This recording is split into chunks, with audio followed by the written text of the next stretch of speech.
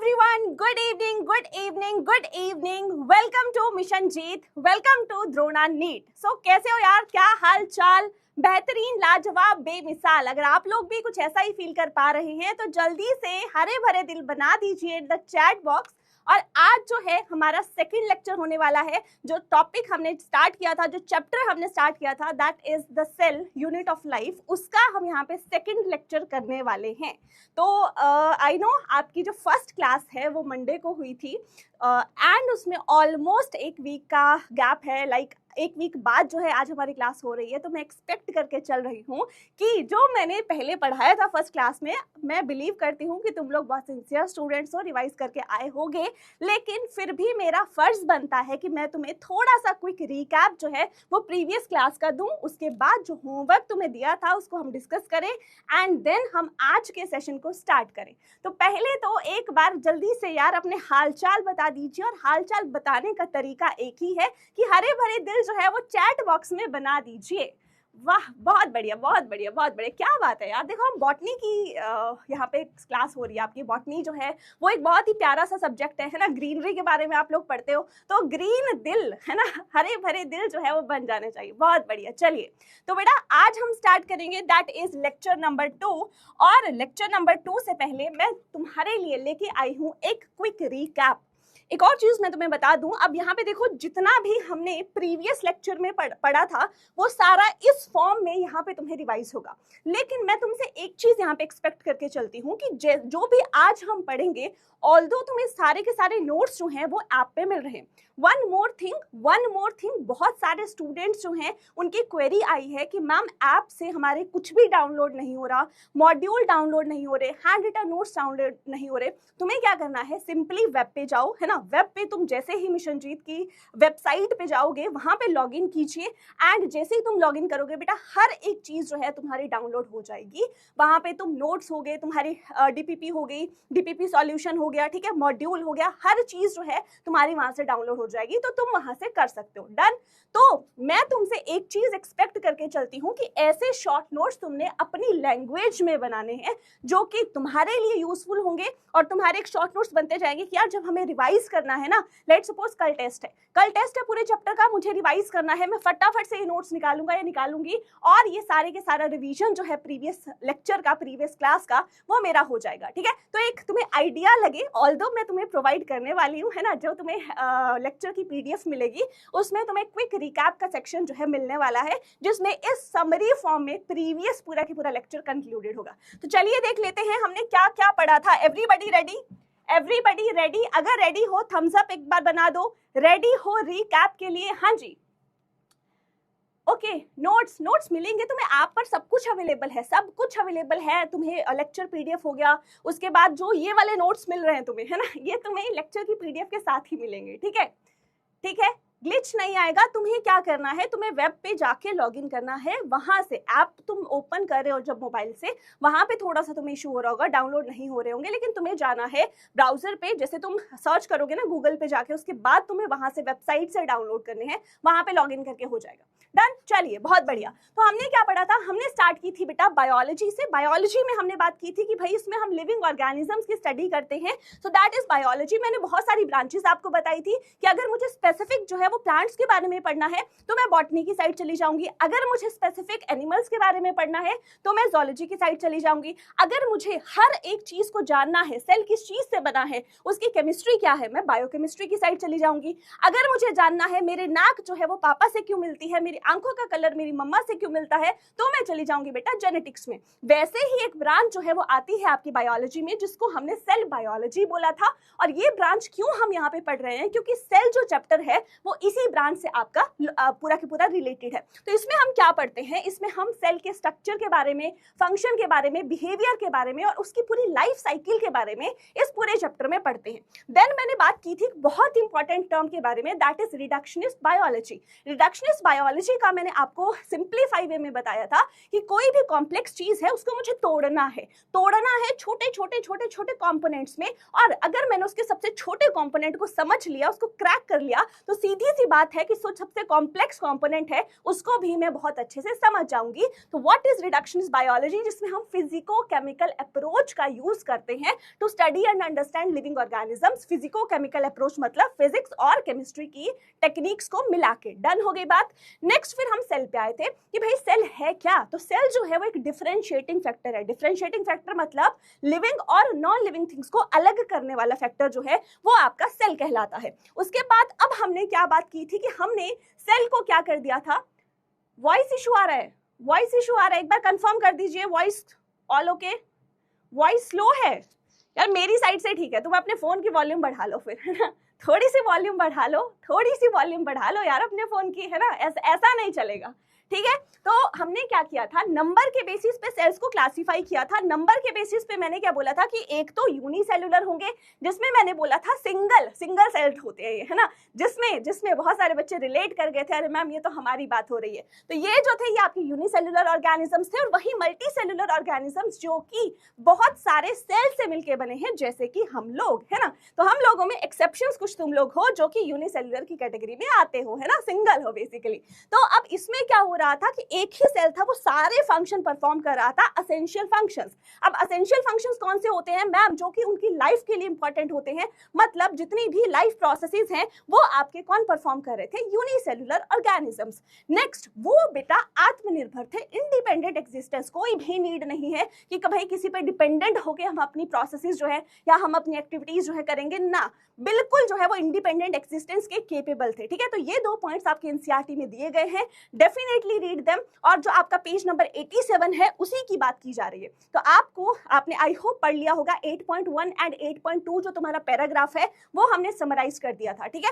उसके बाद हमने क्या बात की थी कि भाई सेल है, सेल का ग्रुप मिलकर टिश्यूज बनाता है जो कि similar in structure and function है। टिश्यूज का ग्रुप ऑर्गन बनाता है और ऑर्गन का ग्रुप जो है ऑर्गन सिस्टम बनाता है। और ऑर्गन सिस्टम का जो ग्रुप है, बहुत सारे ऑर्गन सिस्टम जुड़ के एक कंप्लीट ऑर्गेनिज्म बनाते हैं, जैसे कि हम लोग हैं, ठीक है। इतनी बात तुम्हें समझ आ गई थी, ठीक है, इतनी बात समझ आ गई थी। नेक्स्ट जो है एक बहुत इंपॉर्टेंट लाइन और एक नया गाना जो है वो हमने बनाया था। इंपॉर्टेंट लाइन क्या थी कि anything less than a complete structure of a cell does not ensure independent living. अगर कोई भी एक चीज है जो कि एक सेल मात्र भी नहीं है, उससे कम है, तो वहां पे हम गारंटी नहीं देते कि भाई तुम लिविंग की कैटेगरी में आ सकते हो, है ना। तो हम उसको लिविंग की कैटेगरी में नहीं रखेंगे। मतलब हमने यहाँ से गाना बनाया था कि भाई जिंदा रहने के लिए तेरी कसम मुलाकात नहीं चाहिए, क्या चाहिए, एक सेल का होना जरूरी है सनम, कि एक सेल जो है, एकमात्र सेल जो है वो आपकी बॉडी में होना चाहिए, तभी आपको क्या कहलाए जाएंगे, आप जिंदा कहलाए जाएंगे, ठीक है। आई होप तुम लोगों ने ये एक नया गाना जो है ये भी सुन लिया होगा, ठीक है। चलिए अब हमने बेसिक स्ट्रक्चर की बात की थी कि ऐसा सेल, ऐसा स्ट्रक्चर जो कि हर सेल में पाया जाएगा।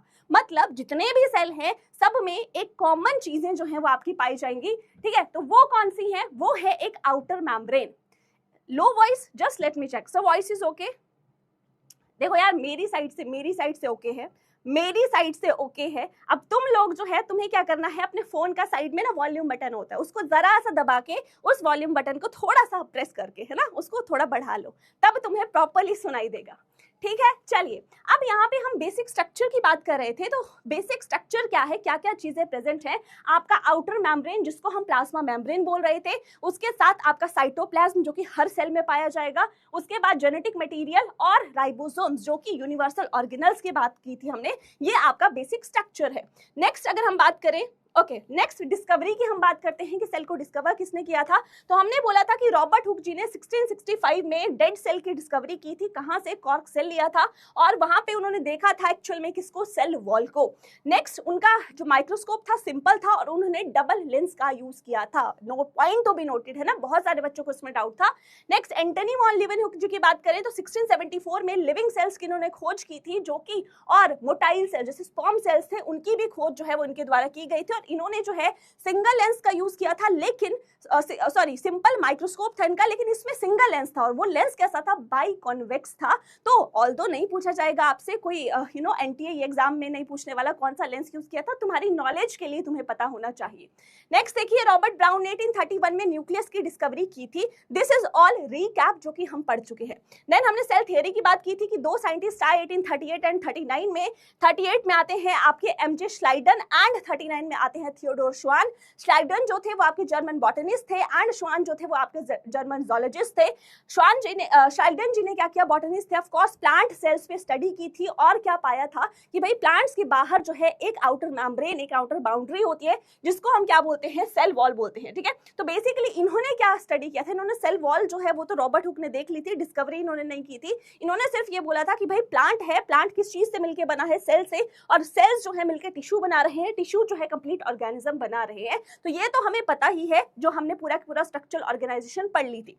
नेक्स्ट, श्वान जी जो थे वो जर्मन जोलॉजिस्ट थे। इन्होंने क्या किया था, एनिमल सेल को स्टडी किया और क्या बोला कि भाई उनके बाहर एक ही मेम्ब्रेन प्रेजेंट होती है जिसको हम क्या बोलते हैं, प्लाज्मा मेम्ब्रेन बोलती है, कोई भी सेल वॉल नहीं होती। और इन्होंने प्लांट सेल पे भी डिस्कवरी कर ली थी और वहां पे बोला कि भाई प्लांट सेल में सेल वॉल पाई जा रही है जो कि एनिमल सेल में एब्सेंट है। ठीक है, तो इतनी कहानी हमने पढ़ ली थी। उसके बाद हमने पढ़ा था कि श्वान ने क्या था, एक हाइपोथेसिस प्रपोज कर दी कि जितने भी लिविंग सेल्स हैं वो सेल और सेल के प्रोडक्ट से बने हैं, और श्लाइडन के साथ मिलके सेल थ्योरी फॉर्मुलेट करी जिसमें पॉइंट्स क्या दे दिए कि जितने भी सेल्स हैं, जितने भी लिविंग ऑर्गेनिजम्स हैं, सेल और सेल के प्रोडक्ट से मिलके बने हैं।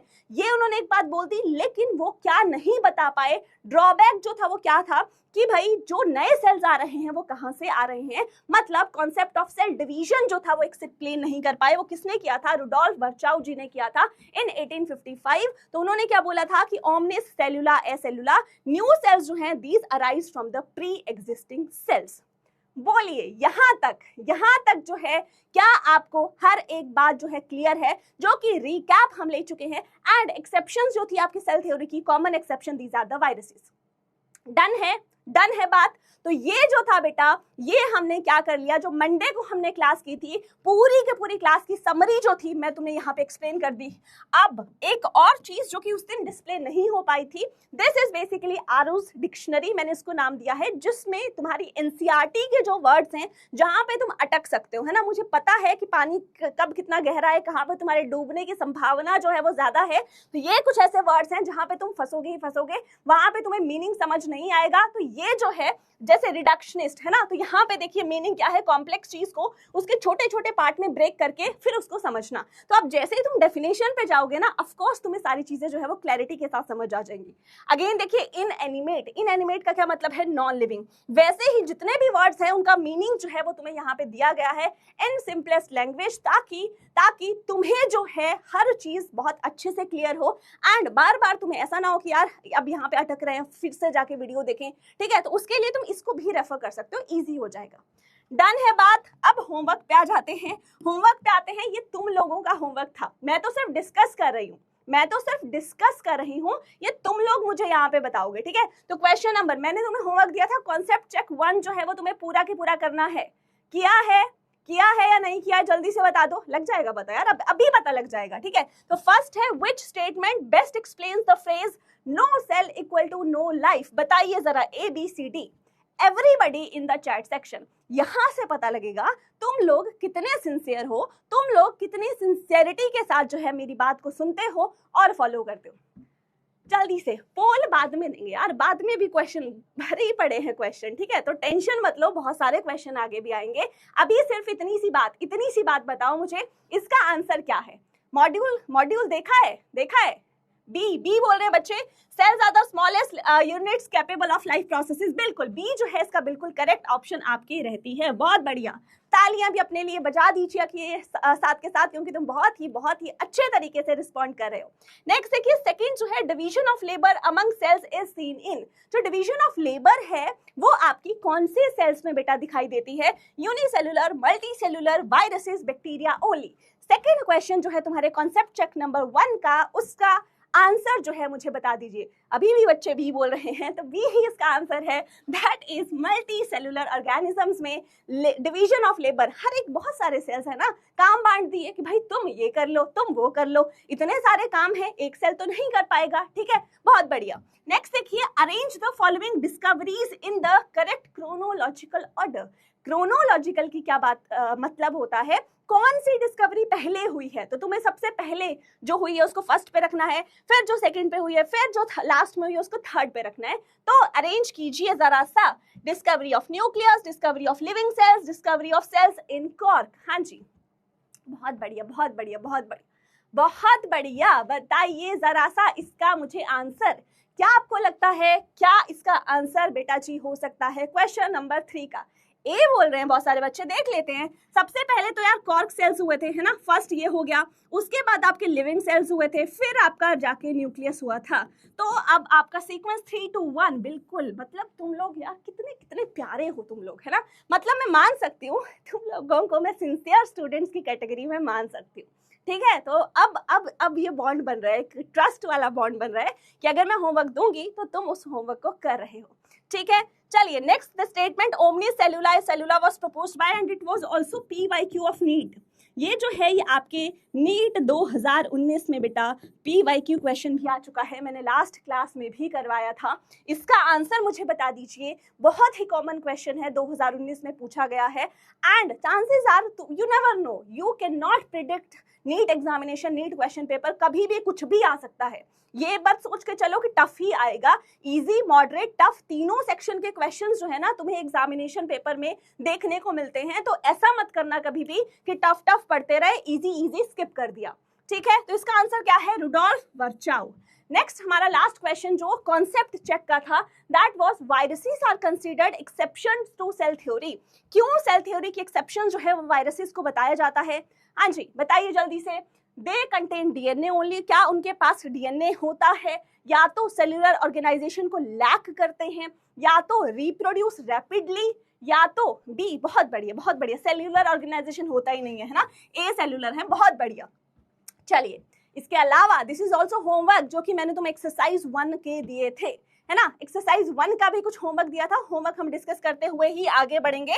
तो चलिए बात कर लेते हैं एक्सरसाइज 1 के क्वेश्चन नंबर 1 की। The cell is considered the basic structural and functional unit of all living organism because, ये आपके एनसीईआरटी की लाइन टू लाइन से क्वेश्चन फ्रेम है, जल्दी से मुझे इसका आंसर बता दीजिए, मैं थोड़ा सा साइड हो जाती हूँ ताकि आप ऑप्शंस प्रॉपर्ली देख पाए। Any structure smaller than a complete cell can not sustain independent life. All metabolic activities take place only within living cells. The presence of nucleic acids in cells maintain the living state. Membrane-bound organelles enable specialization and efficient functioning. पूछा क्या गया है, क्यों कहा जाता है भाई cell को? जल्दी से मुझे इसका आंसर बता दीजिए। अटके बहुत सारे बच्चे हैं ना, लगा ए और बी होने लगा, अभी सी और डी भी होगा। सारी ऑप्शंस बोल दो, कोई ए बोल रहा है, कोई बी बोल रहा है, सी और डी भी बोल दो, है ना, सारी कवर हो जाए। एक तो मैम बता ही देंगी कोई ना कोई, ठीक है। अब अगेन कुछ बच्चे ए बोल रहे हैं, कुछ बच्चे बी बोल रहे हैं। देखो देखो, है ना, बहुत शांति से, अगर तुमने उस लेक्चर के बाद एनसीईआरटी पढ़ी होती ना, एनसीईआरटी की लाइन से ही क्वेश्चन है। पूछा क्या गया है कि सेल को हम क्यों बेसिक स्ट्रक्चर और फंक्शनल यूनिट बोलते हैं? क्योंकि any structure smaller than a complete cell can not ensure independent life, कि अगर सेल से छोटा कोई चीज हुई तो हम उसको लिविंग बोल ही नहीं सकते। इसीलिए सेल जो है वो equal to life, no cell no life, और जिसमें सेल है that will give life to an organism. इसीलिए सेल जो है उसको हम basic structural and functional unit life का बोलते हैं। तो बेटा इसका बी आंसर नहीं है। बेसिकली ये तो हो रही है एक्टिविटीज, लेकिन इसको होने के लिए सेल का होना तो जरूरी है। सेल ही नहीं होगा तो एक्टिविटीज करवा लो, तुम करवा लो कहीं और, तुम्हारा मन करे कि भाई सेल ही नहीं है ना, उसके बाहर करवा लो एक्टिविटीज, मन करे हमारा करवाने का, कहाँ हो पाएंगी, सेल के अंदर ही होंगी, ठीक है। तो इसका करेक्ट आंसर जो है that is option number A. Next चलिए, यूनिसेल्युलर ऑर्गेनिजम्स आर। अब मैंने तुम्हें क्विक रिकैप में भी करवाया, यूनिसेल्युलर ऑर्गेनिजम्स की क्या कैपेबिलिटीज रहती हैं, जल्दी से बता दीजिए। Unable to live independently because they can not carry out all essential life processes. Unable to live independently although they can perform all vital functions. Capable of independent existence and able to perform all essential life processes. Capable of living independently but perform only some vital functions. क्या लगता है, क्या लगता है unicellular organisms की कौन सी यहाँ पे विशेषताएं, कैरेक्टरिस्टिक्स जो है वो तुम्हें यहाँ पे बताए गए हैं? Yes, very good, everybody is saying C, बिल्कुल, क्योंकि भाई वो आत्मनिर्भर है, किसी की जरूरत नहीं है, सिंगल सेल्ड है, हम अकेले रह सकते हैं, जितनी भी लाइफ प्रोसेसेस हैं हम अकेले जो है वो परफॉर्म कर सकते हैं, we don't need anybody to depend on, है ना, हम डिपेंडेंसी जो है वो शो नहीं करते। तो बहुत बढ़िया, ऑप्शन सी जो है यहाँ पे करेक्ट है। Now question 5th from exercise 1 यहाँ पे आपसे पूछा गया है, which technique is most effective for revealing the detailed structure of a cell organelle. अब देखो पहले क्या था कि आपका जो सेल था उसका हर एक माइन्यूट डिटेल जो है, माइन्यूट स्ट्रक्चर जो उसमें प्रेजेंट है वो हमें नहीं दिखता था, लेकिन क्या ऐसी चीज आई जिसकी वजह से हमें वो सारा का सारा स्ट्रक्चर बेटा जी देखने को मिलने लगा? यहां से बता दीजिए, auto radiography, micro dissection, electron microscopy, phase contrast microscopy. Yes everybody, हाँ जी। अच्छा, तुम कौन से क्वेश्चन पे हो, पहले मैं ये देख लेती हूँ, है ना, कौन से क्वेश्चन पे हो तुम? अच्छा, इसी क्वेश्चन पे हो, है ना, इसी क्वेश्चन पे हो। ओके, सी, बहुत सारे बच्चे सी, बिल्कुल।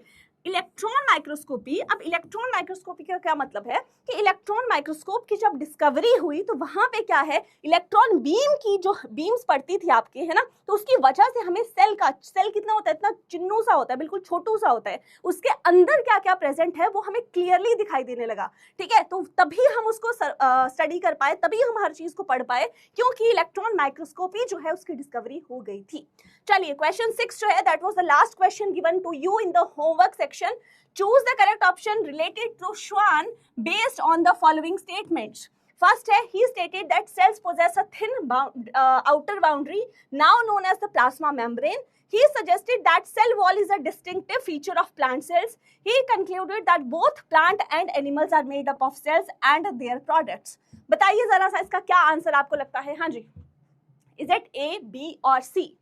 बहुत बढ़िया, बहुत बढ़िया, बहुत बढ़िया, बहुत अच्छे तरीके से यार तुम लोग आंसर कर पा रहे हो, बहुत ही अच्छे तरीके से आंसर कर रहे हो। एंड मैं ये मान के चल रही हूँ कि पूरा लेक्चर जो है तुम्हें बिल्कुल ऐसे फिंगर टिप्स पे याद हो चुका है, सारी चीजें जो है तुम्हें समझ आ चुकी हैं। हमने कुछ भी क्रैम नहीं करना है बेटा, हमें हर कॉन्सेप्ट को, हर चीज को समझते हुए चलना है, और एक सीक्वेंस में, एक ऑर्डर में, मैं तुम्हें एक स्टोरी की तरह की, उसके बाद ये चीज आई, उसके बाद ये चीज आई, रिलेट करते हुए चलना है। उसके बाद मुझे नहीं लगता कि कहीं भी किसी भी पॉइंट पे हम अटक सकते हैं, अगर तुम्हारी अप्रोच जो है पढ़ने की कुछ इस तरीके से होगी।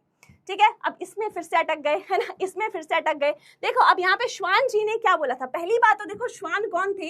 Schwann जो थे वो तुम्हारे जोलॉजिस्ट थे। ठीक है, तो उन्होंने प्लांट और एनिमल दोनों पे रिसर्च करी थी, एक पे नहीं करी थी, दोनों पे स्टडी करी थी। अब जब उन्होंने क्या किया था, उन्होंने एनिमल सेल पे स्टडी करी, तो उन्होंने बोला कि भाई उनकी थिन आउटर मेम्ब्रेन जो है वो प्रेजेंट है, जिसको आज हम प्लाज्मा मेम्ब्रेन बोलते हैं। This statement is true.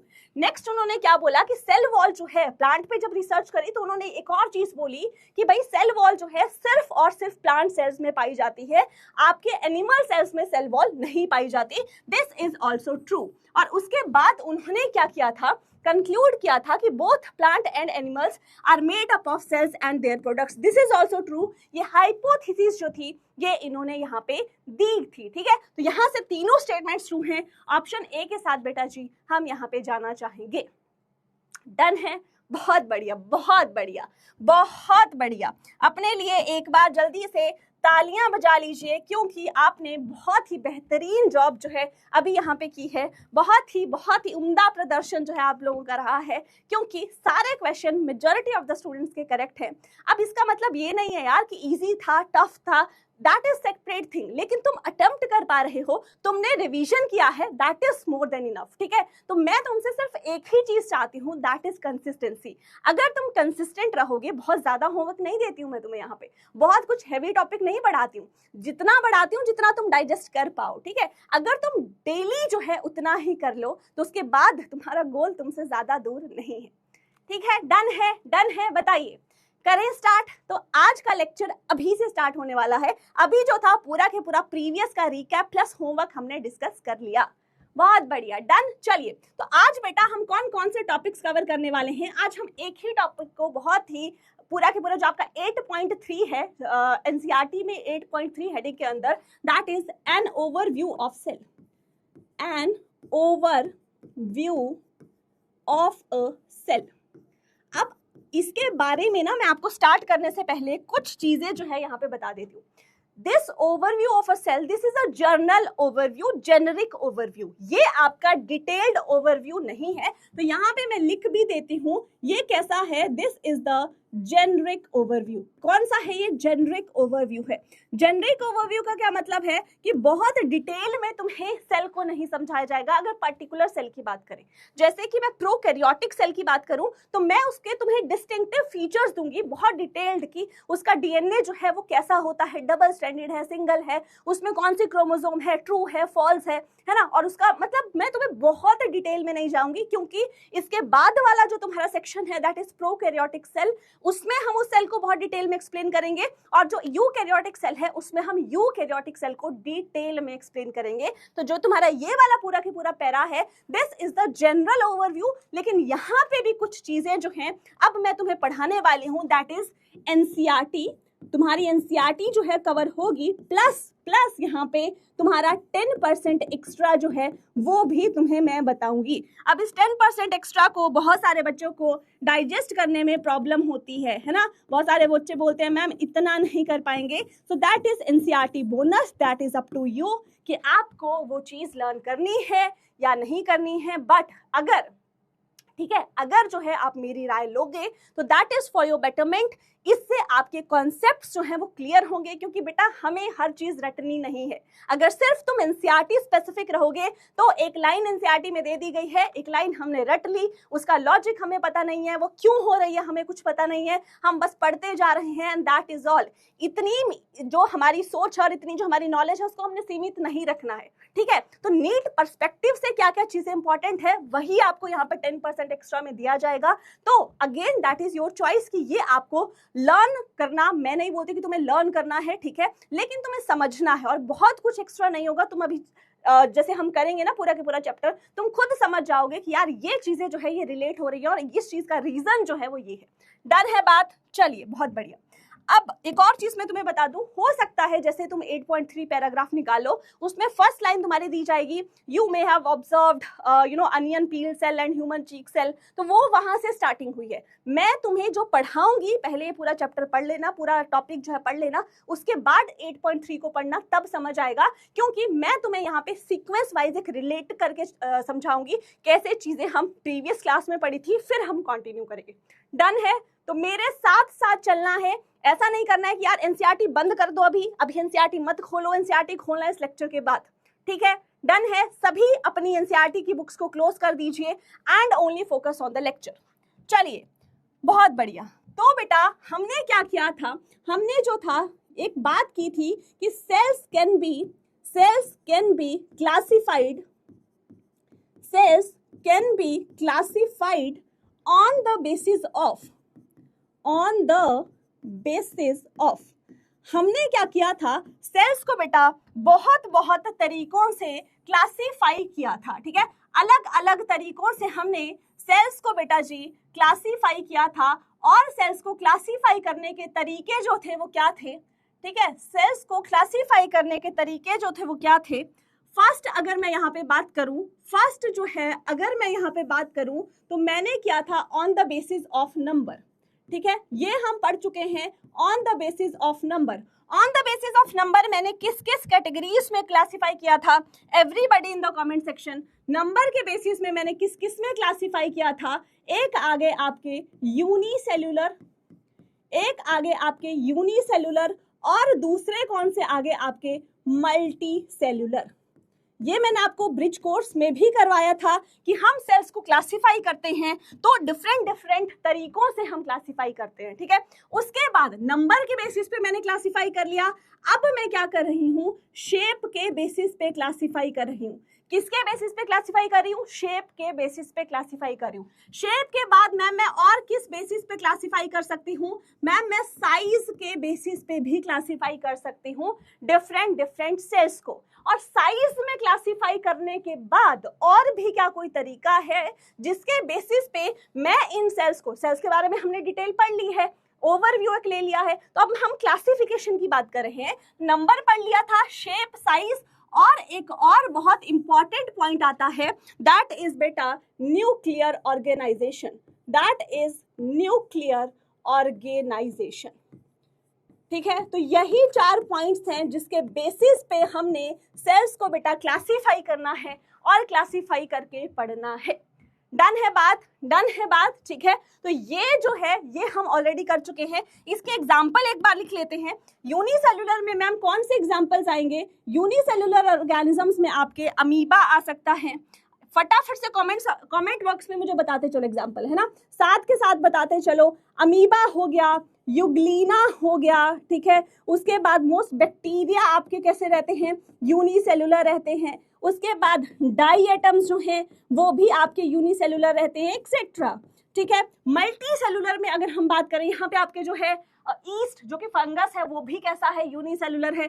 Multi cellular की बेटा हम एग्जांपल्स की बात करें तो आपके प्लांट्स जो हैं वो मल्टी सेलुलर रहते हैं। एक्सेप्शंस आर ऑलवेज देयर, हम पढ़ेंगे इन द बायोलॉजिकल क्लासिफिकेशन। यहाँ पे सिर्फ और सिर्फ मेजॉरिटी ऑफ द सिनेरियो की मैं तुम्हें यहाँ पे बात कर रही हूँ।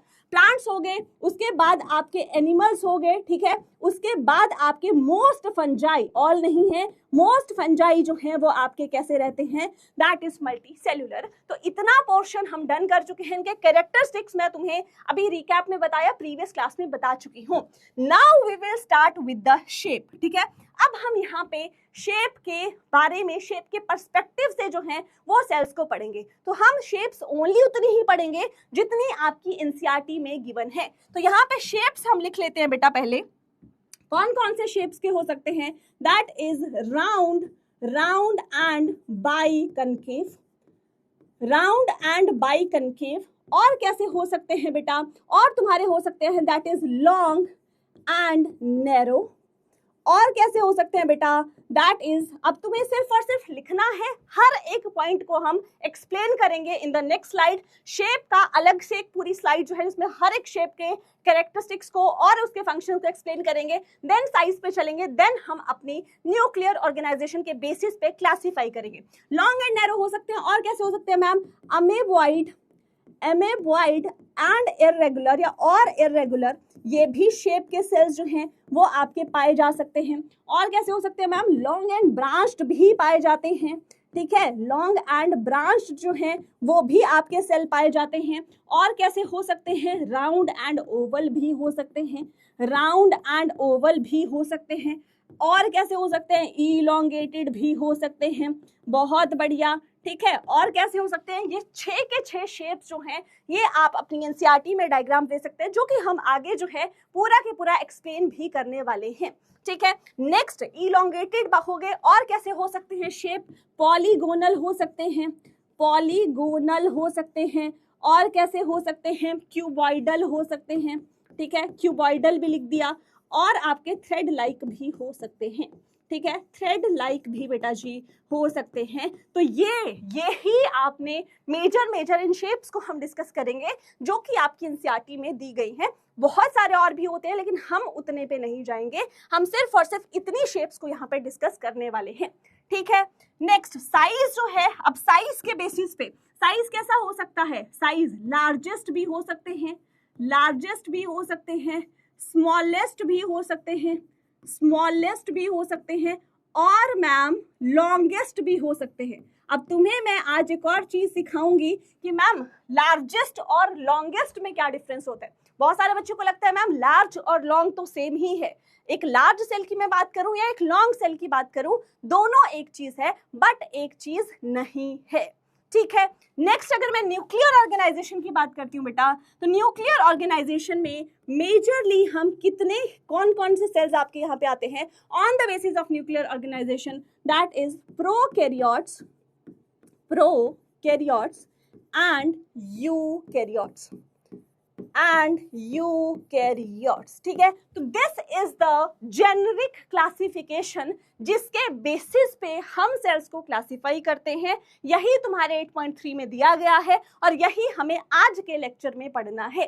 तो इतनी बात समझ आ गई तो जल्दी से एक बार हरे भरे दिल इन द चैट सेक्शन जल्दी से बता दीजिए डाई एटम्स क्या होते हैं, है ना। डाई एटम्स क्या होते हैं, डाई एटम्स के बारे में भी पढ़ेंगे। अभी तुम्हारी जो बायोलॉजिकल क्लासिफिकेशन है ना उसमें बहुत सारे अलग अलग विचित्र प्राणियों के बारे में हम पढ़ने वाले हैं, तो थोड़ी सी पेशेंस बना के रखिए। ठीक है, अभी भी कुछ बच्चे बी बोले जा रहे हैं, शायद वो क्वेश्चन पे ही अटके हुए हैं। बेटा जी आगे आ जाइए, हम यहाँ पे पहुंच चुके हैं। ठीक है, डन है। अच्छा, लॉन्गेस्ट, लार्जेस्ट, बहुत बढ़िया यार, बहुत बढ़िया है ना, बहुत बढ़िया, बहुत बढ़िया।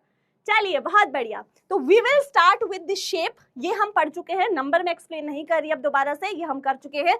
We will start with shape. So everybody ready हो क्या? रेडी हो क्या या तो नहीं हो? Shapes of cell. ठीक है, शेप्स ऑफ सेल पे हम चर्चा कर लेते हैं। कर ली जाए या नहीं कर ली जाए, तुम्हारे ऊपर है यार, तुम मना कर दोगे हम नहीं करेंगे। तुम एक बार बोल दो मैम चर्चा नहीं की जाए, हम नहीं करेंगे। तुम बोल दोगे कि मैम चर्चा कर ली जाए, हम चर्चा कर लेंगे। बताइए, डन है? शेप्स ऑफ सेल की बात करें। अब मैं यहाँ पे तीन कॉलम बनाने वाली हूँ। एक में मैं लिखूंगी शेप, दूसरे में मैं लिखूंगी एग्जाम्पल ऑफ सेल जो कि तुम्हारी एनसीईआरटी में दिया गया है, तीसरा जो कि 10% एनसीईआरटी बोनस के नाम से जिसको मैं बोल रही हूँ, जो कि तुम्हारा क्या रीजन है उस शेप का।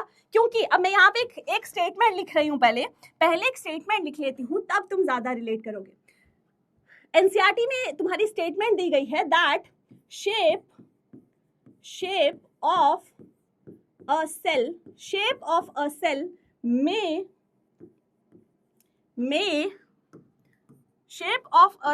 may vary with the function they perform। ठीक है, तो इस लाइन का बेटा क्या मतलब है? इस लाइन का क्या मतलब है कि जितने भी सेल्स है ना, उनकी शेप अलग अलग है। उनकी शेप क्या है? वेरी का मतलब होता है वो डिफर कर रही है, अलग है। क्यों अलग है? किस चीज पे डिपेंड है? वो डिपेंड हो रही है कि वो क्या फंक्शन जो है वो परफॉर्म कर रहे हैं। ठीक है, तो यहाँ पे देख लीजिए, शेप जो है वो वेरी कर रही है। किस चीज की वजह से वेरी कर रही है बेटा? कि वो क्या फंक्शन परफॉर्म कर रहे हैं। तो अब हमने क्या क्या पढ़ना है? हमने शेप पढ़नी है, हमने उसका एग्जाम्पल पढ़ना है कौन सा सेल है, और उसके बाद हमने देखना है कि क्या फंक्शन परफॉर्म कर रहे हैं जिसकी वजह से उस सेल की वो शेप आ रही है, और वो तुम्हें पता होना चाहिए ताकि तुम रिलेट कर पाओ। तो फर्स्ट शेप जो है दैट इज बेटा जी, मैं एक कॉलम बना लेती हूँ, है ना, मैं कॉलम ही बना लेती हूँ ताकि तुम्हारे लिए भी बेटरमेंट रहेगी। तुम अपनी कॉपी में कुछ ऐसे ही ड्रॉ कर सकते हो। ठीक है, तुम कुछ ऐसे ही ड्रॉ कर सकते हो। तो यहां से ये आपका शेप आ गई। एक कॉलम में हम क्या कर लेंगे? एक कॉलम में हम सेल्स की बात कर लेंगे, और दूसरे कॉलम में हम क्या कर लेंगे? यहाँ पे हम फंक्शन की बात कर लेंगे। कुछ ऐसा ही चार्ट जो है वो तुम लोगों को भी बनाना है ना। ये टेढ़ा हो गया, टेढ़ी हो गई लाइन, इसको सीधी करते हैं। यार पता नहीं क्यों मेरे से सीधी लाइन ही नहीं बनती है। ठीक है, आई होप सीधी है ना, आई होप सीधी है। चलिए ठीक है, चलो पहला हमने क्या कर लिया? पहला हम यहाँ पे लिख रहे हैं दैट इज शेप। पहले कॉलम में हम क्या लिखेंगे? शेप लिखेंगे।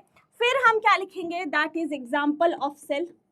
एग्जाम्पल ऑफ सेल, कि किस सेल के बारे में हम बात कर रहे हैं। ऐसा नहीं है कि उसी सेल की शेप ऐसी है, लेकिन हम सिर्फ वो सेल पढ़ेंगे जो कि तुम्हारी एनसीईआरटी में गिवन है, क्योंकि आउट ऑफ एनसीईआरटी हम नहीं जा रहे। दिस इज 10% एक्स्ट्रा, जो कि मैं तुम्हें यहाँ पे रीजन और फंक्शन देने वाली हूँ। ठीक है, रीजन और फंक्शन, तो ये तुम्हारी बेटरमेंट के लिए है, इसको सिर्फ समझ लेना। पहली शेप बेटा जी हम बात करने वाले हैं, फर्स्ट शेप है that is round and biconcave. ठीक है, round and biconcave. Round and biconcave किसकी शेप होती है? थोड़ा सा मुझे बता दो। बाइकनकेव डिस्क लाइक भी हम इसको बोल सकते हैं। तो बाइकनकेव डिस्क जो है मैं यहाँ पे लिख देती हूँ। जरा सा मुझे बता दो, तुम्हें अगर कोई ऐसा सेल मालूम हो, तुम्हें कभी पढ़ा हो ऐसे सेल के बारे में कि मैम जिसकी शेप जो है कैसी होती है? राउंड एंड बाइकनकेव होती है। जल्दी से मुझे बता दीजिए, क्या लगता है तुम्हें? कोई ऐसा सेल है क्या? कोई ऐसा सेल है आपके ध्यान में, आपकी नजर में? बहुत बढ़िया, बहुत बढ़िया, बहुत बढ़िया। ओवम की बात करें यार, थोड़ा तो है ना, मतलब बायोलॉजी की इतनी तौहीन मत करो, इतनी भी तौहीन मत करो। ठीक है, तो कौन है यहाँ पे? मैं बहुत सारे बच्चे आरबीसीज लिख रहे हैं, लेकिन स्पेसिफिकली बेटा मैं बताना चाहूंगी, जब भी अपना आंसर करिए स्पेसिफिक करिए, क्योंकि मैंने पूछा है this shape is majorly found in mammalian RBCs. Mammalian RBCs. RBCs और भी ऑर्गेनिजम्स में होती हैं, आरबीसीज की शेप उन ऑर्गेनिजम्स में बदल जाती है।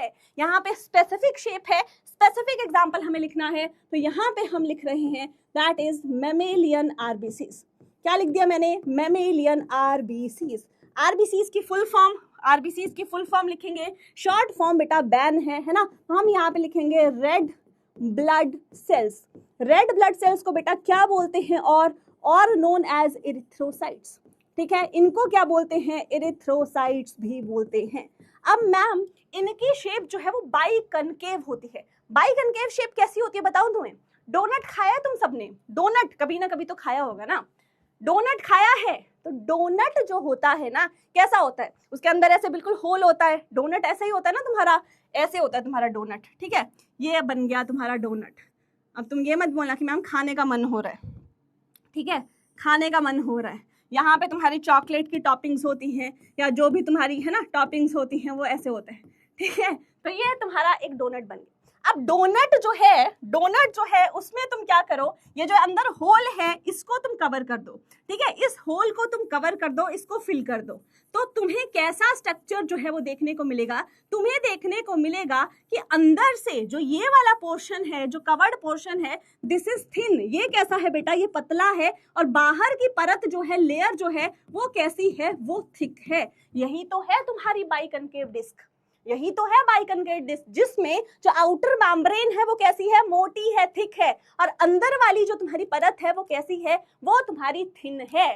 ठीक है, तो दैट इज व्हाट डिलीशियस है। डिलीशियस है, खाना नहीं है, है ना? डोनट पे ध्यान नहीं जाना चाहिए। बैक टू द क्लास, हम किसकी बात कर रहे हैं? मैमेलियन आरबीसीज की बात करें। अब फंक्शन या उनका रीजन क्या है बेटा? कि वो बाइकनकेव है। ठीक है, तो उसकी वजह से प्रोवाइड्स और हैव लार्ज सरफेस एरिया, जिसकी वजह से इनका सरफेस एरिया, इस शेप की वजह से इनका सरफेस एरिया ज्यादा हो जाता है। So can you can say occupy, या you can say can basically transport की हम बात कर सकते हैं, है ना? कैन ट्रांसपोर्ट मोर ऑक्सीजन, क्योंकि सीधी सी बात है कि भाई रेड ब्लड सेल्स क्या करते हैं? ऑक्सीजन का ट्रांसपोर्ट करते हैं, है ना? तो बेसिकली ठीक है, तो ये क्या कर सकते हैं? हीमोग्लोबिन प्रेजेंट होता है, हीमोग्लोबिन के पास जो है वो 4 ऑक्सीजन मॉलिक्यूल के साथ बाइंड कर सकता है। तो सीधी सी बात है कि सरफेस एरिया बढ़ा देता है। क्या बढ़ा रहा है? ये बाइकनकेव डिस्क की शेप जो है, अगर इनका सरफेस एरिया बढ़ रहा है तो ज्यादा ऑक्सीजन को क्या कर सकते हैं? कैरी कर सकते हैं और ट्रांसपोर्ट कर सकते हैं। सो दैट इज व्हाई आपके आरबीसीज जो है वो किस शेप के होते हैं, मैं तुम्हें दिखा भी देती हूँ। ठीक है, तो this is basically erythrocyte red blood cell. Shape देखिए, यहाँ पे तुम्हें सिर्फ और सिर्फ शेप पे ध्यान देना है। ये बीच से यहां से तुम देख सकते हो, तो ये वाला जो सरफेस है ये कैसा लग रहा है तुम्हें? मोटा लग रहा होगा यहाँ पे, है ना? जैसा तुम्हारा डोनट है, डोनट को अंदर से जो होल है उसको भर दो तो कैसा लगेगा? पिचका हुआ लगेगा, है ना? कि अंदर को धंसा हुआ है दोनों साइड से। तो यहाँ पे जो अंदर वाला सरफेस है ये कैसा है? थिन है, बाहर वाला कैसा है? थिक है। यही शेप कौन सी है? तुम्हारी बाइकनकेव डिस्क शेप की आरबीसीज होती हैं। क्या कर रहा है? सरफेस एरिया को बढ़ा रहा है। सरफेस एरिया बढ़ेगा तो क्या होगा? ज्यादा ऑक्सीजन को कैरी करके ट्रांसपोर्ट कर पाएगा। लॉजिक समझ आया? तो इसीलिए यहाँ पे बोला गया है shape of a cell may vary with the function they perform. इनको हमने ओवल क्यों नहीं बनाया? इनको हमने इलोंगेटेड क्यों नहीं बनाया? क्योंकि इनका फंक्शन ये है, इनको फंक्शन ये परफॉर्म करना है। That is why round and biconcave आपके रहते हैं। डन। चलिए नेक्स्ट अगर हम बात करते हैं प्लस यहाँ पे एक और पॉइंट है, दैट इज एक्सट्रीम फ्लेक्सिबिलिटी। ठीक है, ये क्या है? एक्सट्रीम फ्लेक्सिबिलिटी जो है वो भी प्रोवाइड करते हैं। यहाँ पे नोट कर लो, एक्सट्रीम फ्लेक्सिबिलिटी प्रोवाइड करते हैं। फ्लेक्सिबल क्यों होना है मैम? क्योंकि बेटा कई बार क्या होता है ना, जो ब्लड वेसल्स हैं जहां से इनको तैर के जाना है, अब ये ब्लड में है सेल्स, तो ब्लड वेसल्स में आपका ब्लड इनक्लोज होता है। ठीक है, क्योंकि हमें क्लोज सर्कुलेटरी सिस्टम है, तो कई बार क्या है, वेसल्स जो है ना इतनी पतली होती हैं, इस सेल से भी पतली वेसल होगी।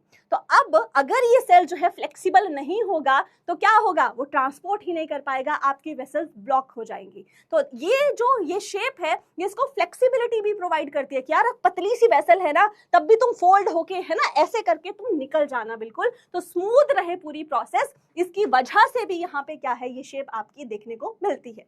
नेक्स्ट शेप में आते हैं बेटा। नेक्स्ट शेप है आपकी दैट इज एमीबॉइड एंड और इररेगुलर। ठीक है। नेक्स्ट शेप जो है दैट इज एमीबॉइड और इररेगुलर, एमीबॉइड और इररेगुलर। तो एमीबॉइड और इररेगुलर बेटा किसमें देखने को मिलती है? ये आपकी देखने को मिलती है WBCs में। WBCs जो हैं वो क्या होते हैं आपके, इनको हम क्या बोलते हैं? ल्यूकोसाइट्स भी बोलते हैं, ठीक है। ल्यूकोसाइट्स को और हम क्या बोलते हैं? सोल्जर्स ऑफ आवर बॉडी भी बोलते हैं। जैसे कि हमारी आर्मी हमें बॉर्डर पे, सरहद पे वो होते हैं और हमारी प्रोटेक्शन करते हैं, वैसे हमारे बॉडी के सोल्जर्स जो हैं कौन होते हैं कि कोई भी हमारी बीमारी, कोई भी ऐसा आए बाहर से बैक्टीरिया, वायरस, तो हमारी बॉडी पे अटैक करके हमें बीमार करने की कोशिश करे, तो सबसे पहले जो वहां पे जाते हैं, कौन जाते हैं? ये WBCs जाते हैं, दैट इज ल्यूकोसाइट्स, ठीक है। डन है। तो इनको हम क्या बोलते हैं? सोल्जर्स ऑफ आवर बॉडी, ठीक है। सोल्जर्स ऑफ आवर बॉडी भी बोला जाता है, ठीक है। अब इसका रीजन क्या है? मैम अमेबॉइड शेप कैसी होती है? अब मैं तुम्हें शेप भी साथ के साथ बनाती चलती हूँ। ये देखो, ये कुछ ऐसे से होंगे तुम्हारे, है ना, ये कुछ ऐसे से होंगे, ऐसे डिस्क शेप जो है तुम एज्यूम कर सकते हो। अमेबॉइड शेप कैसी होती है बेटा? ये तुम्हारी कुछ ऐसी शेप होगी, है ना, जैसे तुम्हारा अमीबा होता है और अंदर जो है न्यूक्लियस होता है। ये आपके जो मैच्योर आरबीसीज है उसमें न्यूक्लियस नहीं पाया जाता, ठीक है। वो आगे हम पढ़ेंगे क्यों नहीं होता, क्या रीजन होता है। अभी हम सिर्फ और सिर्फ बात कर रहे हैं शेप्स की। तो दैट इज एमीबॉइड और इरेगुलर। जैसे अमीबा है ना, इरेगुलर शेप है, कोई स्पेसिफिक शेप नहीं है। तो इसका रीजन ही ये है, क्यों ये शेप है, that so that they can change their form constantly। क्या कर पाए बेटा? अपनी फॉर्म को बार बार ये बदल पाए, ठीक है, बदल पाए। दूसरा, they can form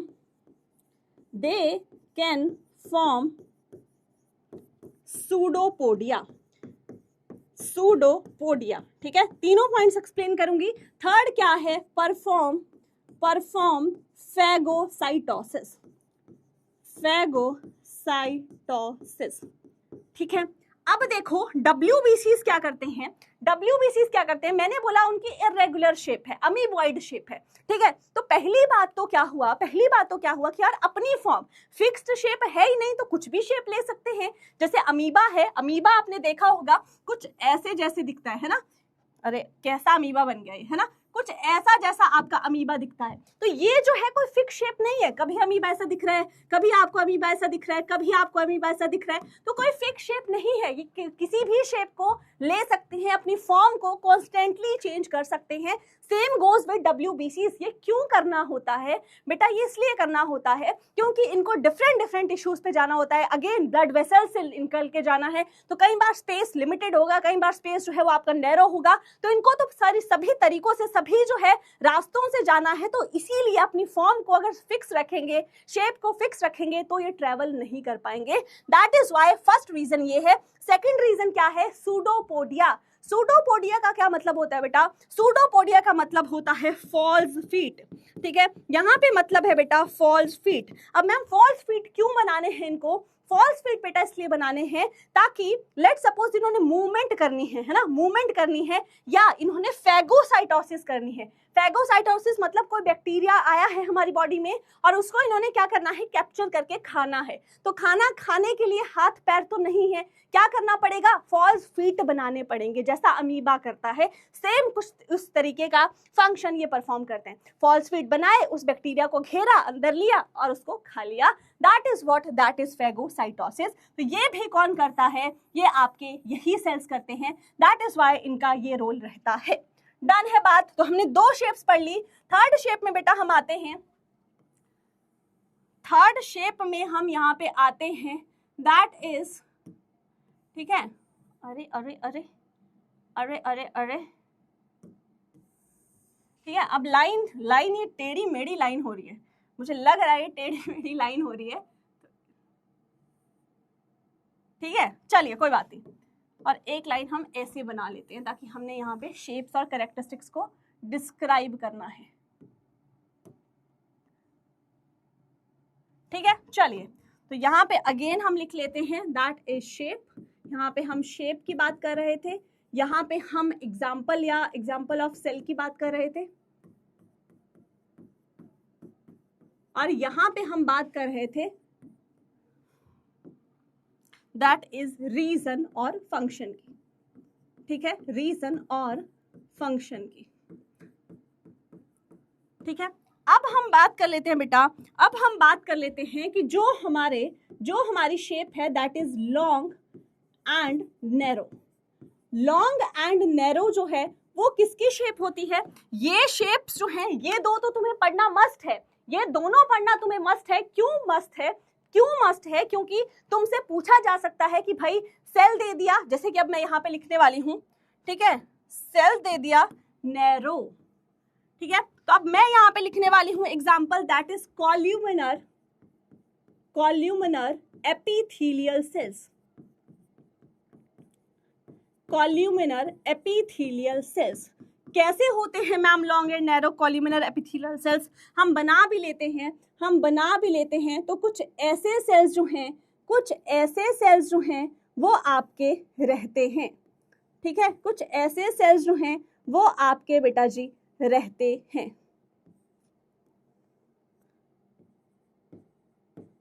डन है बात? तो ये क्या है? ये आपके कॉल्यूमिनर एपिथेलियल सेल्स हैं जो कैसे होते हैं? लॉन्ग होते हैं और नैरो होते हैं, पतले होते हैं, ठीक है। अब ये तुमसे कैसे पूछा जा सकता है? तुमसे ऐसे पूछा जा सकता है shape of columnar epithelial cells. वहां पे ऑप्शंस होंगी, राउंडेड ओवल है, राउंड एंड बाइकनकेव है, या तो इलोंगेटेड है ना, कोई भी तुम्हें ऑप्शंस आ सकती हैं, तो तुम्हें चूज करना पड़ेगा कि शेप और एग्जाम्पल, ये तो मस्ट है। दिस इज एनसीईआरटी बोनस, जो कि तुम्हें माइंड में होना चाहिए कि ये शेप है, इसका रीजन क्यों है। अब जरा सा सोचो इसका रीजन क्या है।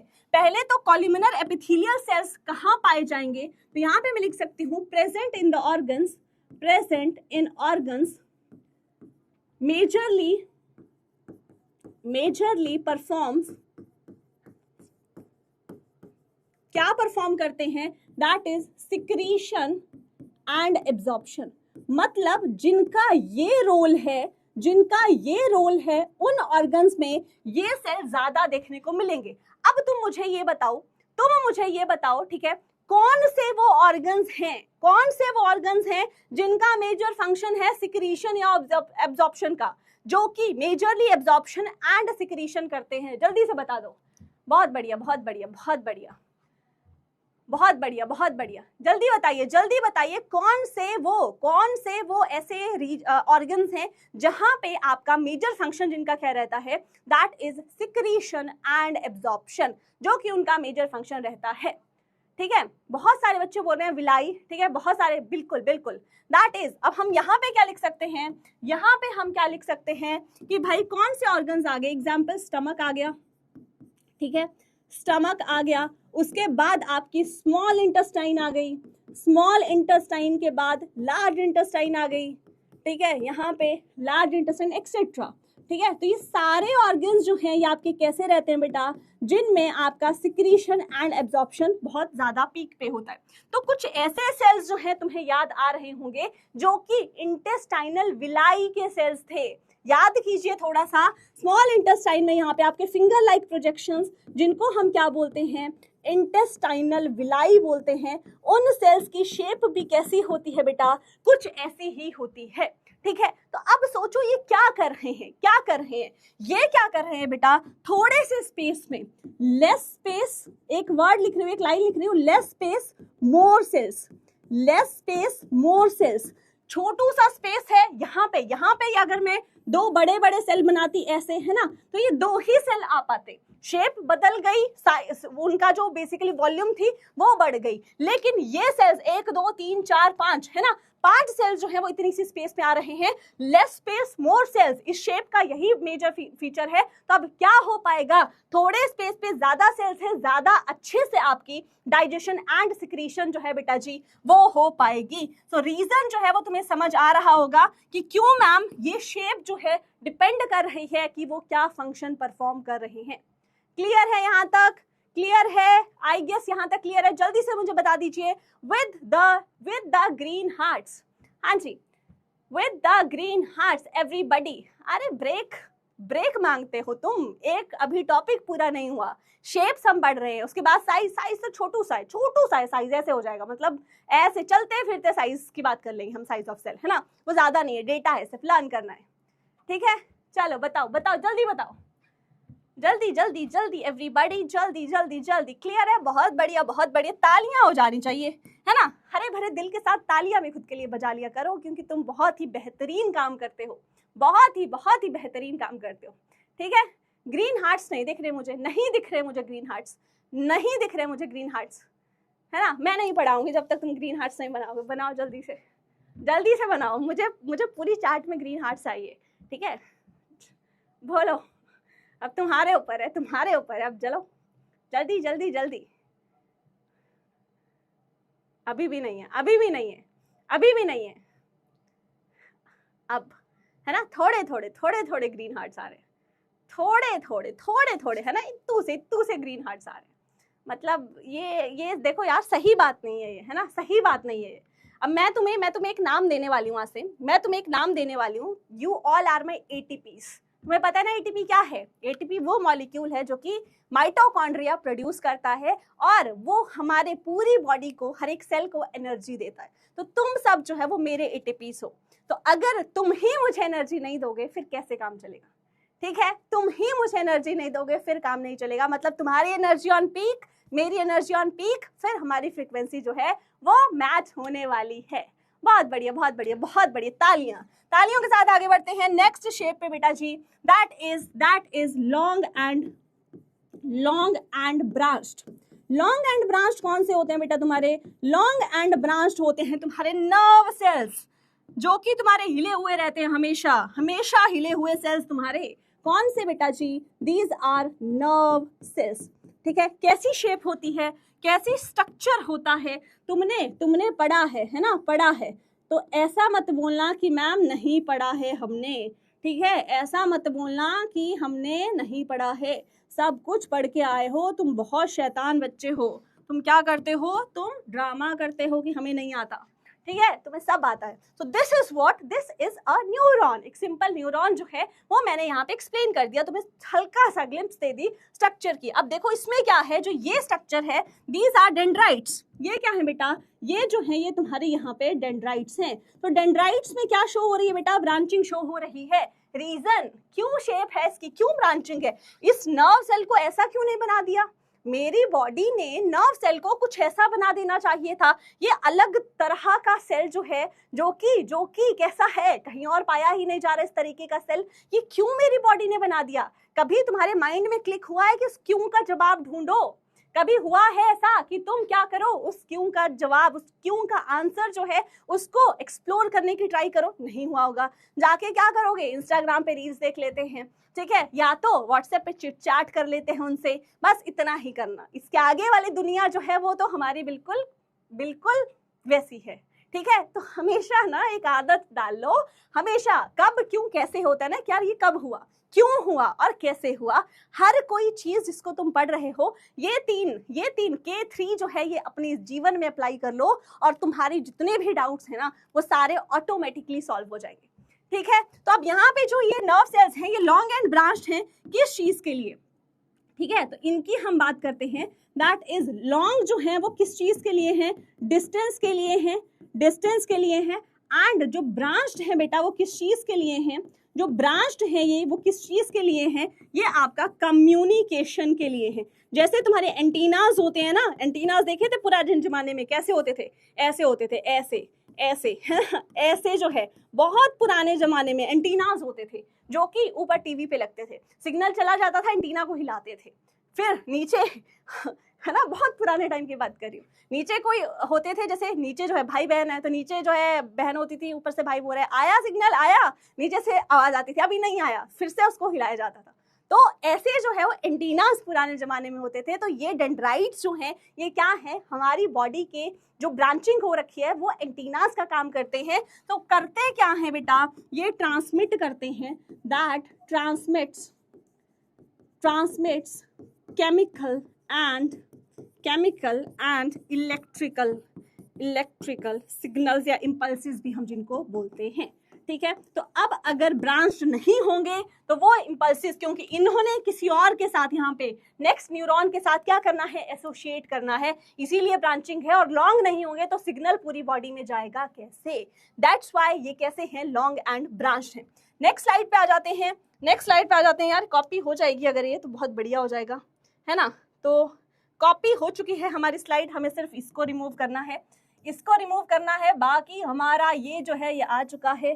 तो नेक्स्ट सेल पे, नेक्स्ट सेल गेस करो, नेक्स्ट शेप कौन सी होने वाली है, everybody in the chat box जल्दी से गेस कर लीजिए कि तुम्हारी नेक्स्ट शेप कौन सी होने वाली है। 4 शेप्स पढ़ ली हमने, 4 शेप्स पढ़ ली हमने। 5th शेप तुम्हारी कौन सी है, दैट इज बेटा जी राउंड एंड ओवल।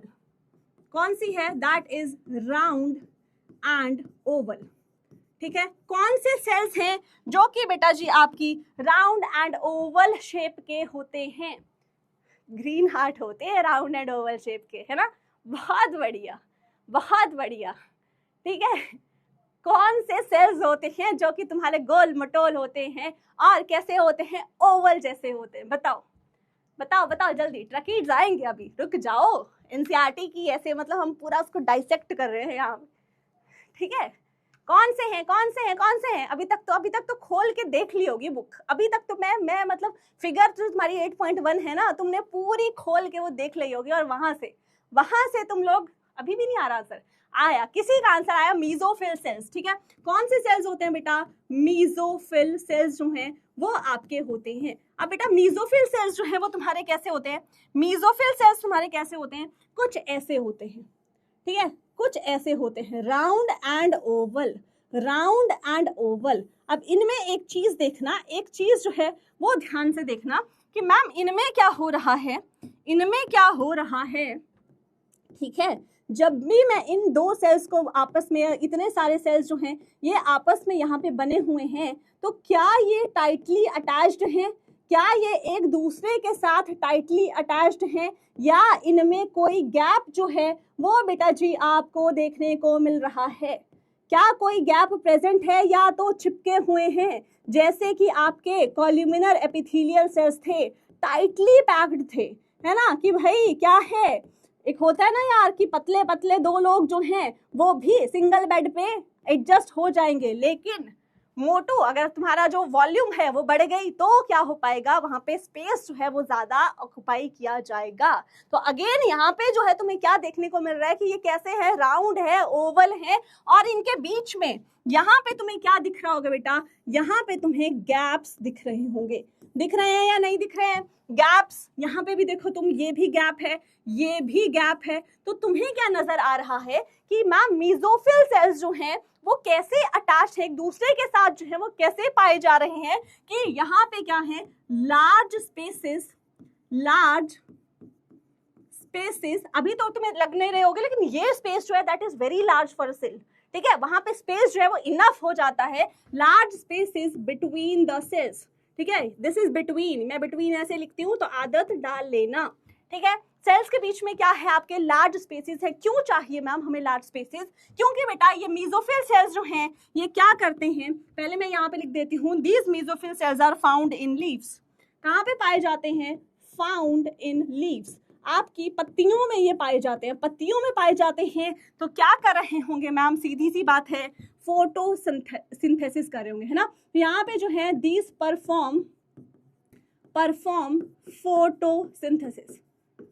अब मैम फोटोसिंथेसिस और इन गैप्स का क्या रिलेशन है, फंक्शन कर रहे हैं, लेकिन गैप्स और फोटोसिंथेसिस का क्या रिलेशन है, रिलेशन ये है कि इन गैप्स की वजह से यहाँ पे क्या आ पा रही है, due to these gaps CO2 can be freely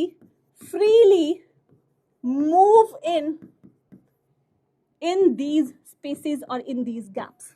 अब यहाँ पे क्या हो रहा है कि ये गैप्स की वजह से CO2 इजीली यहाँ पे आ रही है, सेल जो है CO2 आ रही है बाहर से, ठीक है, गैप्स हैं, गैप्स में CO2 आ गई, सेल्स को चाहिए उसने यहाँ से ले ली, तो इन गैप्स की वजह से इजीली CO2 जो है वो फ्लोट कर पा रही है वहां पे, और सेल्स जो है वो ले पा रहे हैं। एंड CO2 जो है that is very very important ingredient for the process of photosynthesis. अगर CO2 नहीं होगी, फोटोसिंथेसिस बेटा नहीं होगी, तो दैट इज वाई यहाँ पे गैप्स नहीं होंगे, CO2 नहीं आ पाएगी, CO2 नहीं आ पाएगी, फोटोसिंथेसिस नहीं हो पाएगी। जब हम प्रॉपरली फोटोसिंथेसिस पढ़ेंगे तब आप मेसोफिल सेल्स के बारे में डिटेल में पढ़ने वाले हैं। नेक्स्ट हम बात कर लेते हैं, दैट इज शेप जो है दैट इज इलोंगेटेड।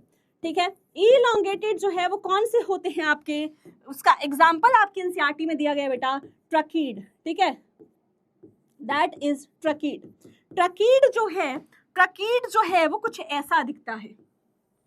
ठीक है, ट्रकीड जो है वो कुछ ऐसा आपका सेल दिखता है। मुझे जल्दी से सिर्फ इतना बता दो ट्रकीड मैम लिविंग सेल है या डेड सेल है? ट्रकीड जो है वो आपका लिविंग सेल है या डेड सेल है? सिर्फ इतना बता दो। ट्रकीड जो है वो आपका जाइलम टिश्यू में पाया जाता है, जाइलम टिश्यू में ये पाया जाएगा। अब मुझे सिर्फ इतना बता दो कि ये आपका लिविंग सेल है या फिर आपका बेटा जी डेड सेल है। बताओ जल्दी से मुझे बता दीजिए, जल्दी से मुझे। Very good. कैसा सेल है ये? आपका डेड सेल रहता है। क्या रहता है? डेड सेल रहता है। अब देखो, जो इसका इलोंगेटेड है, मतलब कैसा है? इलोंगेटेड की वजह से ये क्या कर पा रहा है? Forms a long tube. अब ये जो है एक लॉन्ग ट्यूब जो है वो बना पा रहा है, तो that helps in easy transportation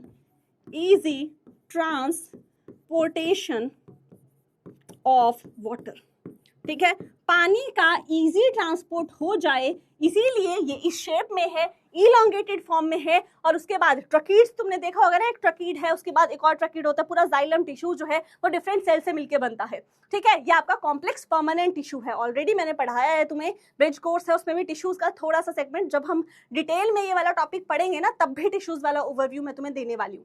ठीक है, तो अब यहाँ पे जाइलम जो है वो परमानेंट कॉम्प्लेक्स टिश्यू है जिसमें से डिफरेंट सेल से मिलकर बना है। एक सेल है ट्रकीड जो कि डेड सेल्स होते हैं, क्या करते हैं? वाटर ट्रांसपोर्ट में आपके सहायक हैं, आपके यूजफुल होते हैं। ठीक है, तो अब ये जो है इसकी वजह से, इलोंगेटेड शेप की वजह से लॉन्ग ट्यूब बना पा रहे हैं एंड ट्रांसपोर्ट ऑफ वाटर कैसा हो पा रहा है? इजी हो पा रहा है।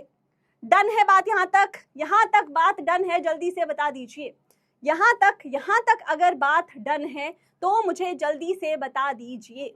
ठीक है, तो ये आपकी एनसीईआरटी में मेजर शेप्स के बारे में हमने बात की थी कि जितने भी डिफरेंट शेप्स हैं वो आपकी कौन से सेल्स में रहती हैं एंड उनका रीजन जो है वो मैं तुम्हें बता चुकी हूँ। बाकी भी आपने देखा होगा, जो आपकी एनसीईआरटी की लाइन है जिसमें पॉलीगोनल है, उसके बाद क्यूबॉइडल है और आपकी थ्रेड लाइक जो है वो शेप भी रहती है। डन है बात? हाँ जी, बहुत बढ़िया, डन है। तो एक बार जल्दी से थम्स अप बना देना। और अब हम पढ़ने वाले हैं साइज। ठीक है, साइज ऑफ सेल। ठीक है, शेप वाला पोर्शन हमारा कंप्लीट हो चुका है। Now we will move to the size of cell. बोलो जल्दी से, डन है बात? तो हम बढ़ते हैं बेटा जी आगे। ठीक है, अब ये जो है ये तुम्हारा पूरा डेटा है, फैक्चुअल डेटा है, तुम्हें लर्न करना ही पड़ेगा। एंड तुम्हें जो है बहुत सारे क्वेश्चंस इसमें से आते हैं क्योंकि इसमें बहुत सारी कंफ्यूजन है कि मैम टेक्स्ट में कुछ और दिया है, मैम डायग्राम में कुछ और दिया है, फिगर जो है उसमें कुछ और दिया है, लेकिन हमारे टेक्स्ट में कुछ और दिया है। बहुत सारी कंफ्यूजन जो है वो तुम्हारी आज यहाँ पे दूर होने वाली है। हाँ जी, डन है, बहुत बढ़िया बहुत बढ़िया बहुत बढ़िया बहुत बढ़िया। मजा आ रहा है? पहले ये बताओ, मजा आ रहा है? अरे वाह।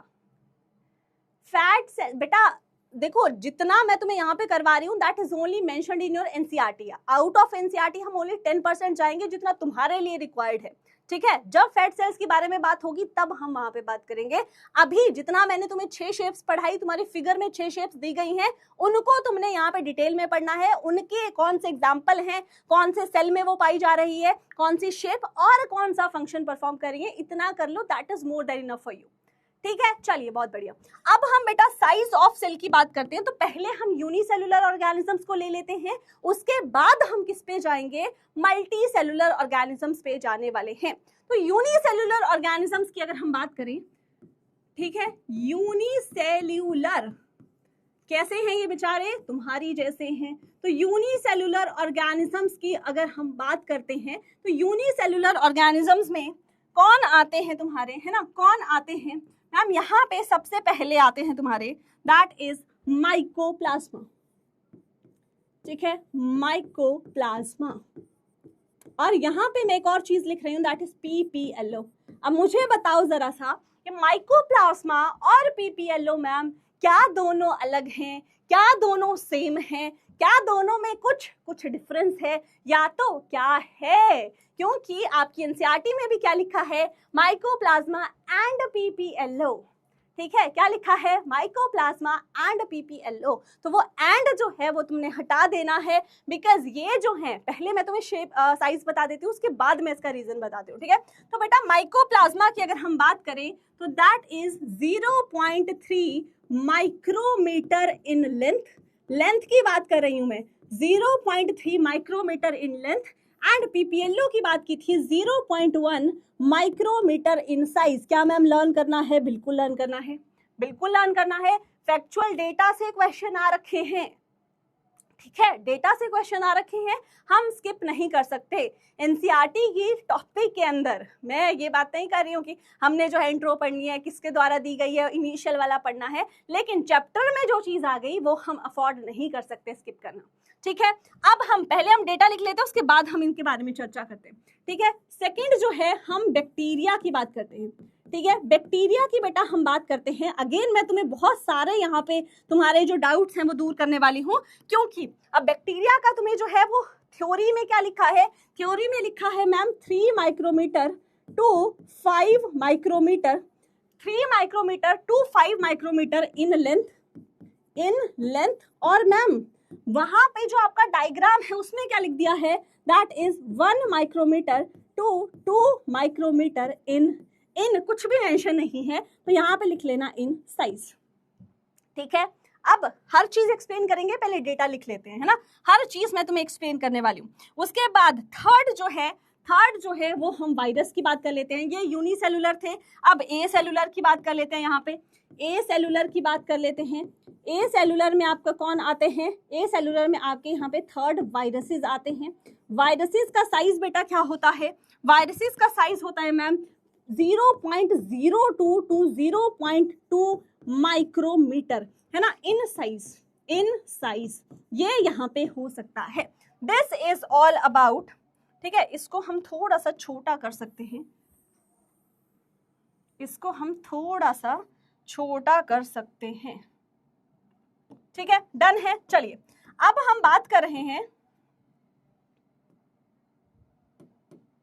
अब हम बात कर रहे हैं, ठीक है,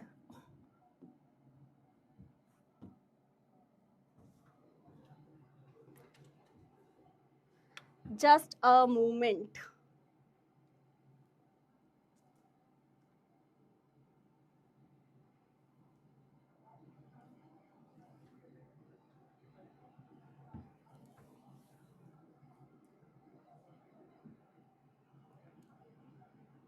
जस्ट अ मोमेंट। अरे बेटा माइकोप्लाज्मा आएंगे, है ना, जस्ट अ मोमेंट।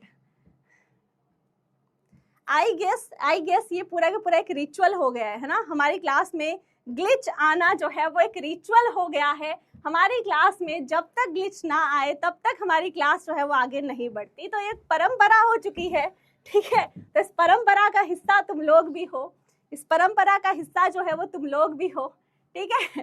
कोई बात नहीं यार, कोई बात नहीं, चलता है। अब तो आदत हो गई है मुझे भी, है ना, अब तो मुझे भी आदत हो गई है, तुम्हें भी मेरे साथ आदत डाल लेनी है, ठीक है। चलिए तुम्हें भी मेरे साथ आदत डाल लेनी है, डन है। हाँ, ये ग्लिच जो है ये हमारी परंपरा है। जब तक ये ग्लिच नहीं आएगा, तब तक जो है, ठीक है, डन है। बैक्टीरिया के, अच्छा, अरे भाई क्या बी कर रहे हो तुम, पहले ये बताओ यहाँ तक क्लियर है, बताओ यहाँ तक क्लियर है। फैट सेल्स पे अटके हो यार, फैट सेल्स की बात थोड़ी ना कर रहे हैं हम, बताओ जल्दी बताओ मुझे, यहाँ तक क्लियर है, परंपरा, प्रतिष्ठा, अनुशासन, ये 3 चीजें। और हमारी क्लास की परंपरा क्या है कि हमारी क्लास में ग्लिच आएगा ही आएगा, फॉर श्योर आएगा, है ना। इतनी भारी भरकम चीजें पढ़ते हैं यार, ये बोर्ड भी बेचारा बोल रहा है कि प्लीज मुझे इतना कष्ट मत दो। ठीक है, डन है, बहुत बढ़िया, बहुत बढ़िया। ऐसे थोड़ी ना बढ़िया बताओगे, बढ़िया बताने का एक ही तरीका है, और वो एक तरीका क्या है, हरे भरे दिल इन द चैट बॉक्स, हरे भरे दिल इन द चैट बॉक्स। उसके बाद ही हम आगे बढ़ेंगे, अदरवाइज हम आगे नहीं बढ़ने वाले। बताइए बताइए बताइए, जल्दी से बताइए, जल्दी से बताइए। एक और चीज मैं तुम्हें बता दूं, जब हम यहाँ पे पढ़ाई पे फोकस कर रहे हैं ना, तब हम सिर्फ पढ़ेंगे। जब हम ये मस्ती मजाक कर रहे हैं ना, ये मस्ती मजाक कर रहे हैं ना, तब हम मस्ती मजाक, तो हम बीच में एक टॉपिक हुआ तुम्हारा शेप्स, उसके बाद जो है हम थोड़ा सा ब्रेक लेके चिट चैट बातचीत जो है वो करेंगे, फिर हम साइज पे चल पड़ेंगे। ठीक है, सो सॉरी मैंने इससे पहले तुम्हें थोड़ी सी ब्रेक नहीं दी। ठीक है, तो वो बातचीत वाला सेशन जो है वो हमारा थोड़ा सा रह गया डिले। तो तुम्हें कुछ भी पूछना है, तुम्हें बातचीत करनी है, तो तुम मेरे साथ अब कर सकते हो। ग्रीन हार्ट लिखो मत यार, ग्रीन हार्ट बना दो। ग्रीन हार्ट बनाने से दिखेगा मुझे, है ना। ग्रीन हार्ट कैसे दिखाओगे, कैसे दिखाओगे, कैसे? अरे वाह, बहुत बढ़िया, बहुत बढ़िया, बहुत बढ़िया, बहुत बढ़िया। अच्छा, तुम्हें समझ आ रहा है? पहले तो मुझे ये बताओ, हर चीज तुम्हारे यहाँ पे फिट हो रही है? यहाँ के साथ यहाँ भी जानी चाहिए, यहाँ तो जानी चाहिए, यहाँ के साथ यहाँ भी जाने चाहिए। दोनों जगह जा रही है तो एक बार बता दो। दोनों जगह जा रही है तो एक बार बता दीजिए, यहाँ और यहाँ। बोलो। अरे वाह, तुम क्यूटी क्यूटी बच्चे हो यार, तुम बहुत बहुत प्यारे प्यारे बच्चे हो, बहुत प्यारे प्यारे बच्चे हो। ठीक है, ठीक है, अरे वाह, ठीक है। हरे भरे दिल बन चुके हैं, हरे भरे दिल। आए टॉपिक पे, आए टॉपिक पे, टॉपिक पे। अब ना मुझे खतरा लग रहा है इस बोर्ड को यूज करने से। मैं कुछ भी करती हूँ इसको, है ना, मैं इसको मिनिमाइज करती हूँ, ये हैंग हो जाता है, ग्लिच आ जाता है। क्या करूँ मैं, क्या करूँ मैं, है ना, गलत बात है। चलो कोई बात नहीं, हम यहाँ पे वायरस की बात कर रहे थे, मल्टी सेलुलर देख लेते हैं ना, मल्टी सेलुलर देख लेते हैं, फिर मैं तुम्हें समझाती हूँ। मल्टी सेलुलर में हम किसकी बात करें, किसकी बात करें, बोलो किसके साइज की बात करें? हम कर लेते हैं, दैट इज ह्यूमन आरबीसी। बोलो जरा ह्यूमन आरबीसी का साइज, ह्यूमन आरबीसी का साइज बोल दो एक बार यार, तुम्हें पता है, तुम्हें पता है, बोलो जल्दी से साइज बोलो। ह्यूमन आरबीसी का साइज कितना होता है? 1 माइक्रोमीटर, 0.1, 0.2, 3, 4, 5, 6, 7, 8, 9, 10। बताओ बताओ बताओ, जल्दी बताओ, जल्दी बताओ, जल्दी बताओ।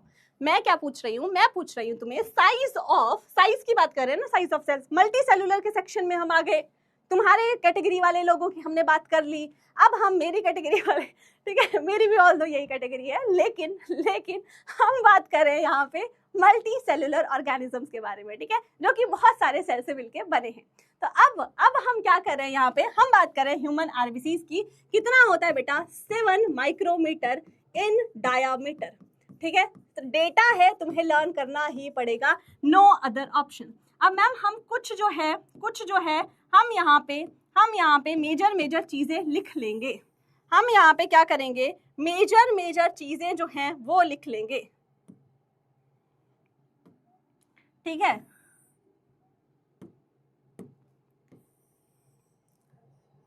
ठीक है, बहुत बढ़िया, बहुत बढ़िया, चलिए, बहुत बढ़िया। नहीं पता कोई बात नहीं, मैं बताने ही तो आई हूँ यार, मैं बताने ही तो आई हूँ, बताने ही तो आई हूँ।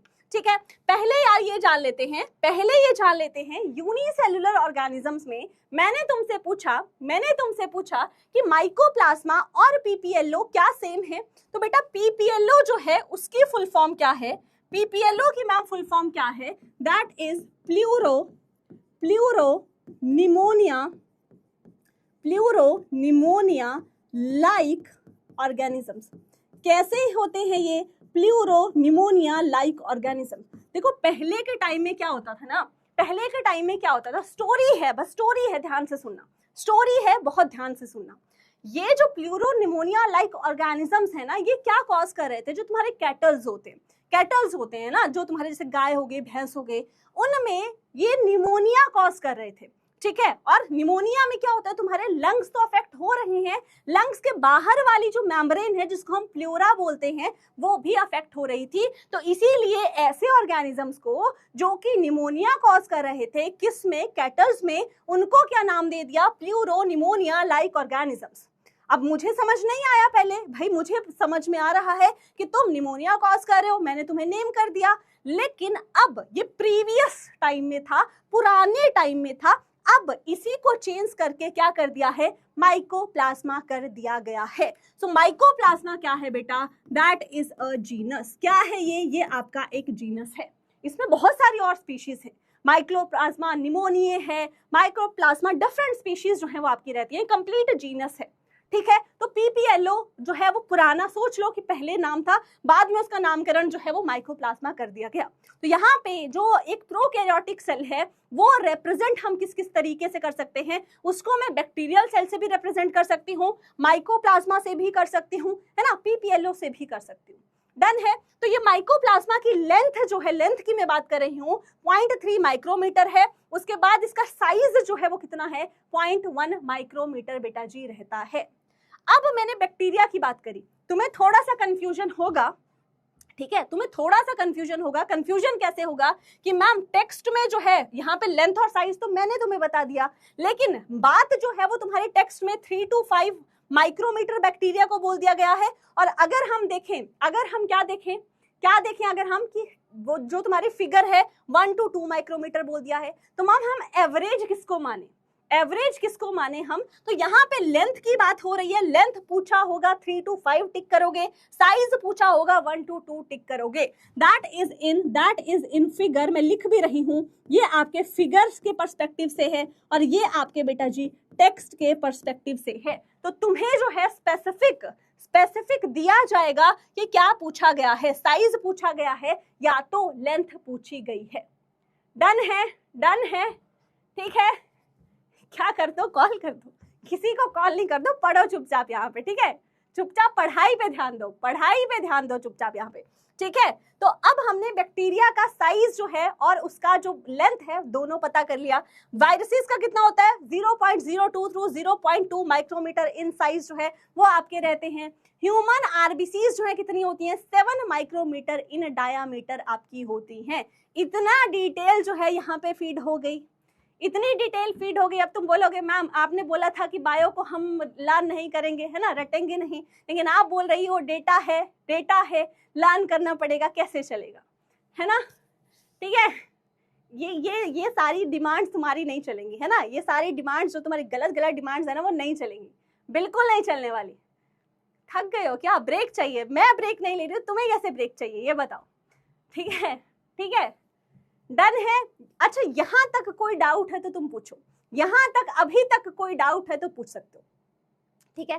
कुछ नहीं होगा, कुछ भी नहीं होगा, चुपचाप होगी पढ़ाई, सिर्फ और सिर्फ पढ़ाई, है ना, ठीक है। तुम्हारे साथ अगर मैं थोड़ा सा मस्ती मजाक कर रही हूँ तो तुम होता ना यार कि उंगली पकड़ाई और उसके बाद तुम पूरा हाथ पकड़ रहे हो, गलत बात है, ठीक है। ब्रेक लेंगे, पहले हम ये वाला पोर्शन कर लेते हैं, उसके बाद ब्रेक लेंगे, ठीक है। चलिए, बस इस पे थोड़ा सा बचा है हमारा, क्या बचा है हमारा कि हमें जो है वो पढ़ना है लार्जेस्ट सेल।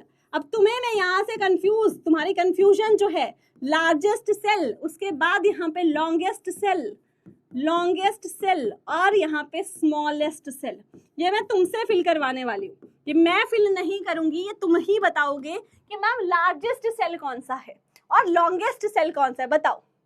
लार्जेस्ट सेल जो है वो कौन सा है, हमारी बॉडी, नॉट हमारी बॉडी, ओवरऑल बात की जा रही है ये कि आपका लार्जेस्ट सेल बेटा जी कौन सा है, बताइए जल्दी से, बताओ। क्लियर है, बहुत बढ़िया। जब चीजें क्लियर हो, कॉन्सेप्ट क्लियर हो, ऐसे, है ना, ऐसे शाबाश, खुद को ऐसे शाबाश दे देनी है, बहुत बढ़िया, वेल डन, ठीक है। बहुत कम लोग होते हैं जो कि तुम्हें अप्रिशिएट करेंगे कि तुम बहुत अच्छा कर रहे हो लाइफ में, लेकिन खुद को खुद से अप्रिशिएट करना है, हर दिन करना है। और जो मैंने बताया ना, खुद को खुद से अप्रिशिएट करके बोला कि अरे वाह, लेकिन उसी दिन करना जिस दिन पूरी ऑनेस्टी और डेडिकेशन के साथ यहाँ पे काम किया होगा। जिस दिन थोड़ी सी भी कंजूसी की होगी ना खुद के साथ, थोड़ा सा भी कुछ लगे ना कि यार आज जो है वो प्रॉपर मैं नहीं कर पाया हूँ ना, उतनी ऑनेस्टी के साथ नहीं कर पाए हैं, उस दिन मत करना। लेकिन जिस दिन दिल से 100% एफर्ट्स के साथ मेहनत की हो ना, खुद को शाबाशी जरूर देना, ठीक है?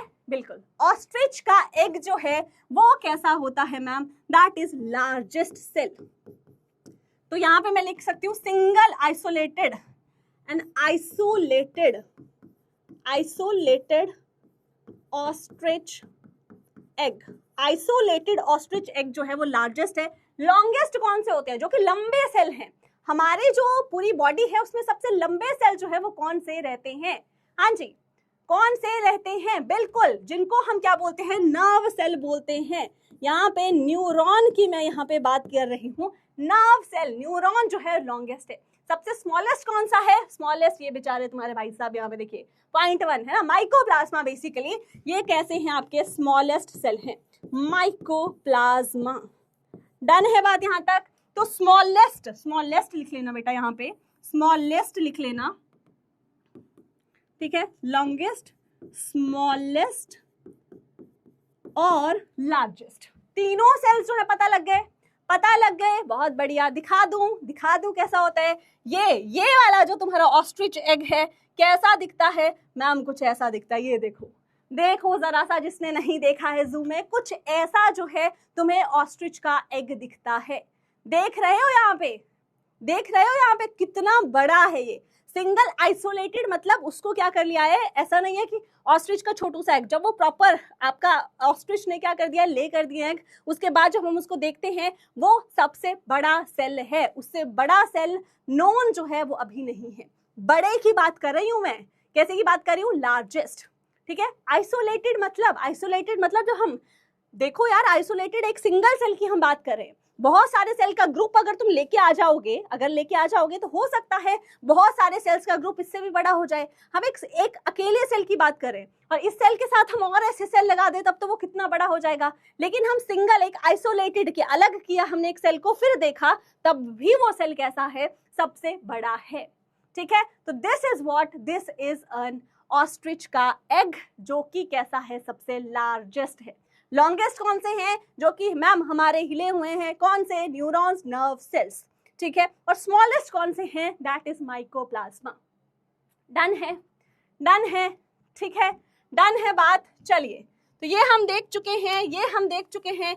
इसके बेसिस पे यार कुछ क्वेश्चंस जो हैं, अब ये क्वेश्चंस जो हैं ये हम कर सकते हैं।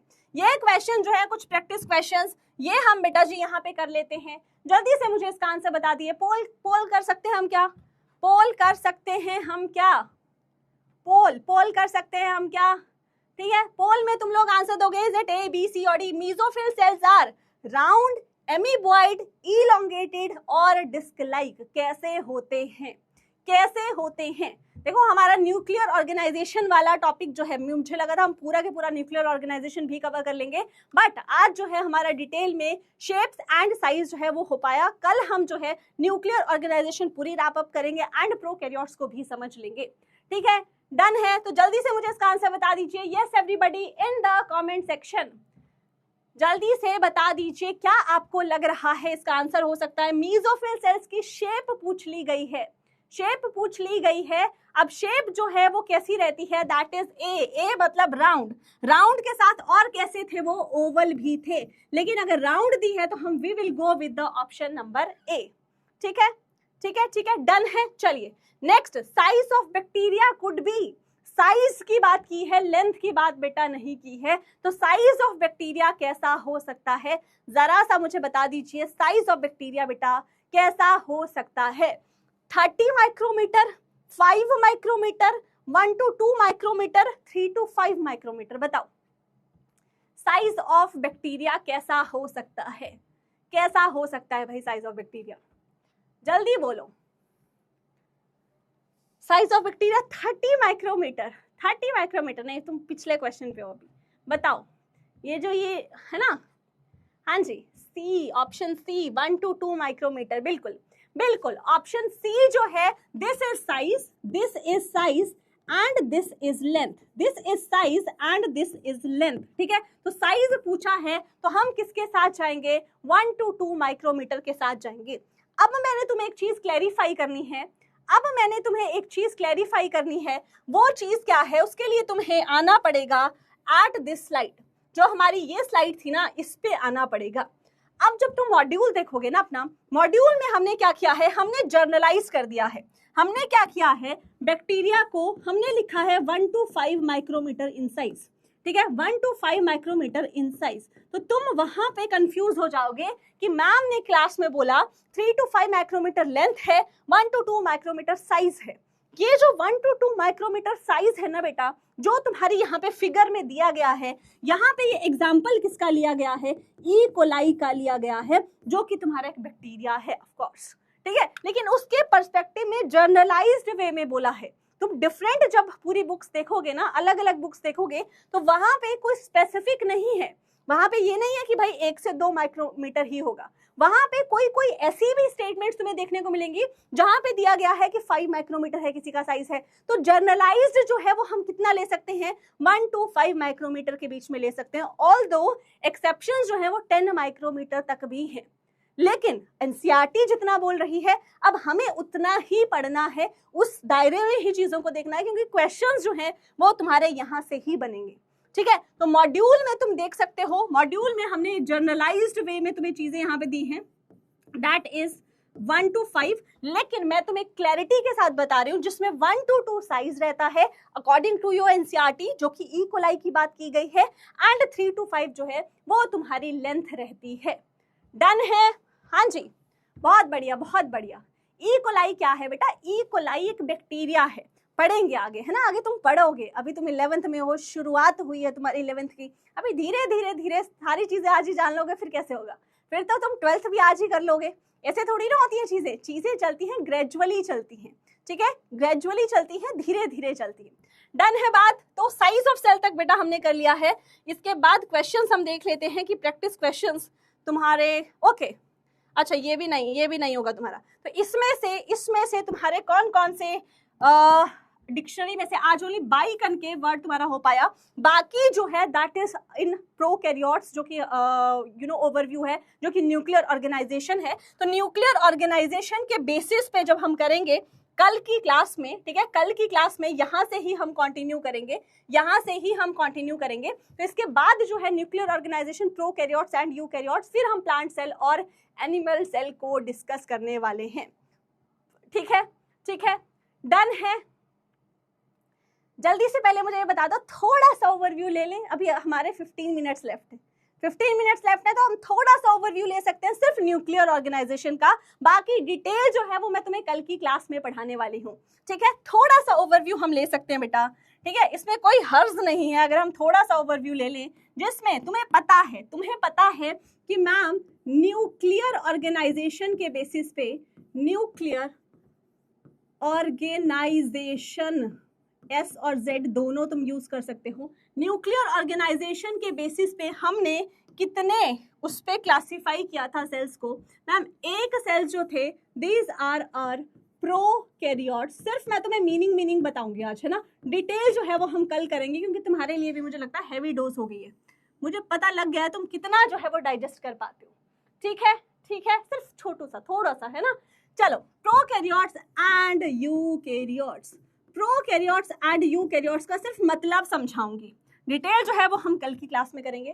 प्रो का क्या मतलब है, जल्दी से बता दो, पता है तुम्हें प्रो मतलब बेटा, हाँ जी, यस एवरीबडी, डन है, बहुत बढ़िया, बताओ जल्दी, प्रो का क्या मतलब होता है। वो वाले प्रो नहीं हो जो कि तुम लोग हो, है ना, हर चीज में प्रो होते हैं ना, जैसे कि मैम हम तो हर चीज में प्रो हैं, ये वो वाले प्रो नहीं है। ये कैसे प्रो हैं, जल्दी से बताइए।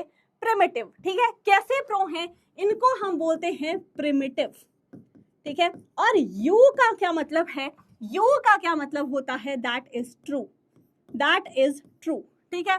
तो अब अगर हम बात करें कैरियोट्स की, तो दैट इज कैरियन वर्ड यहां से आता है, और कैरियन का क्या मतलब होता है बेटा, न्यूक्लियस। और अगेन यहाँ पे कैरियन का क्या मतलब हुआ, न्यूक्लियस। तो तुम्हारा डेफिनेशन जो है वो यहाँ से डिराइव हो चुकी है कि यहाँ पे no well defined nucleus in prokaryotes, ठीक है, no well defined nucleus in prokaryotes, and यहाँ पे जो है वेल डिफाइंड न्यूक्लियस प्रेजेंट होता है। वेल डिफाइंड न्यूक्लियस जो है वो बेटा जी प्रेजेंट होता है। मेजर जब हम कैटेगराइज करते हैं on the basis of nuclear organisation तो आपका यही रहता है। ठीक है, अब कल हम क्या करेंगे वो भी मैं तुम्हें छोटा सा ग्लिम्प्स दे दूं। ये तो तुमने रिवाइज करके आना है, ये तो पूरा के पूरा तुमने रिवाइज करके आना है। कल हम क्या करेंगे, इस प्रोकैरियोट्स और यूकैरियोट्स में क्या क्या कॉमन चीजें हैं। अच्छा, कॉमन चीजें तो मैंने तुम्हें बता रखी हैं, कॉमन चीजें तो मैंने तुम्हें ऑलरेडी बता रखी हैं जो कि हर सेल में पाई जाती हैं। जरा सा मुझे गिना दो जो कि दोनों में पाई जाती हैं। Number one plasma membrane, number 2 everybody in the chat box, number 2 cytoplasm, दोनों में पाया जाएगा commonly. Number 3 genetic material and number 4 ribosomes. Number 4 is ribosomes.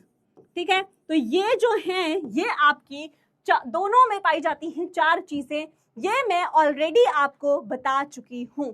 ठीक है, तो कल हम क्या करेंगे, इन फीचर्स को भी पढ़ेंगे कि कैसे होते हैं। उसके बाद हम राइबोसोम्स कौन सी इसमें कौन सी होती है, इसमें कौन सी होती हैं, क्या करती हैं, ठीक है, वो भी पढ़ेंगे। और उसके बाद यूकैरियोट्स के मेजर जो आपके दो टाइप्स ऑफ सेल्स हैं जिसमें हम यूकैरियोट्स को डिवाइड करते हैं, जो कि कौन से हैं, प्लांट सेल्स, जो कि हम पढ़ते हैं plant cells and animal cells. तो मैं तुम्हें कल यहीं से कंटिन्यू करवाऊंगी कि प्रोकैरियोट्स और यूकैरियोट्स में ये चार चीजें हैं कैसी रहती हैं, एंड दोनों जो है वो आपकी कैसी रहती हैं। डन है, बहुत बढ़िया। ठीक है, तो अब आई गेस होमवर्क जो मैं तुम्हारे लिए लेके आई थी ना, अब उसमें भी तुम्हारा ये नहीं हो पाएगा होमवर्क, क्योंकि हमारा जो न्यूक्लियर ऑर्गेनाइजेशन वाला पार्ट है वो आज कंप्लीट नहीं हो पाया। ठीक है, तो ड्यू टू दैट होमवर्क जो है कल के लिए तुम्हें इतना ही है, ये होमवर्क नहीं है। तुम्हारा होमवर्क क्या है, रिवाइज टुडेज लेक्चर। उसके बाद तुम्हें क्या करना है, रीड 8.1, 8.2 and figure 8.1।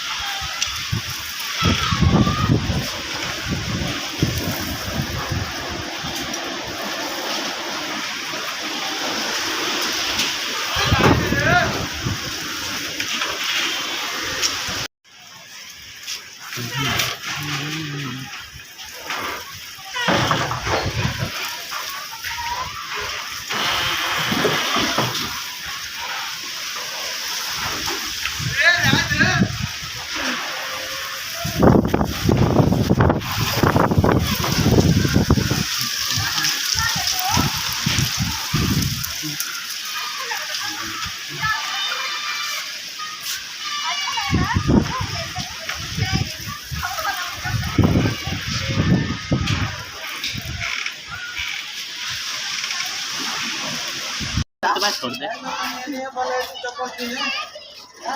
फोटो देखो, फोटो हम बनाओ सना पर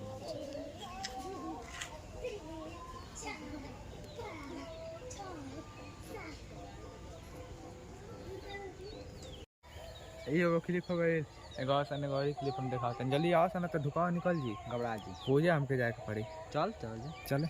चले उठ जो,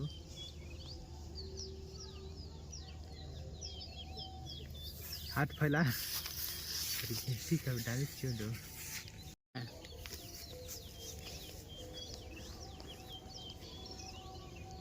हाथ फैला, हाथ फैला।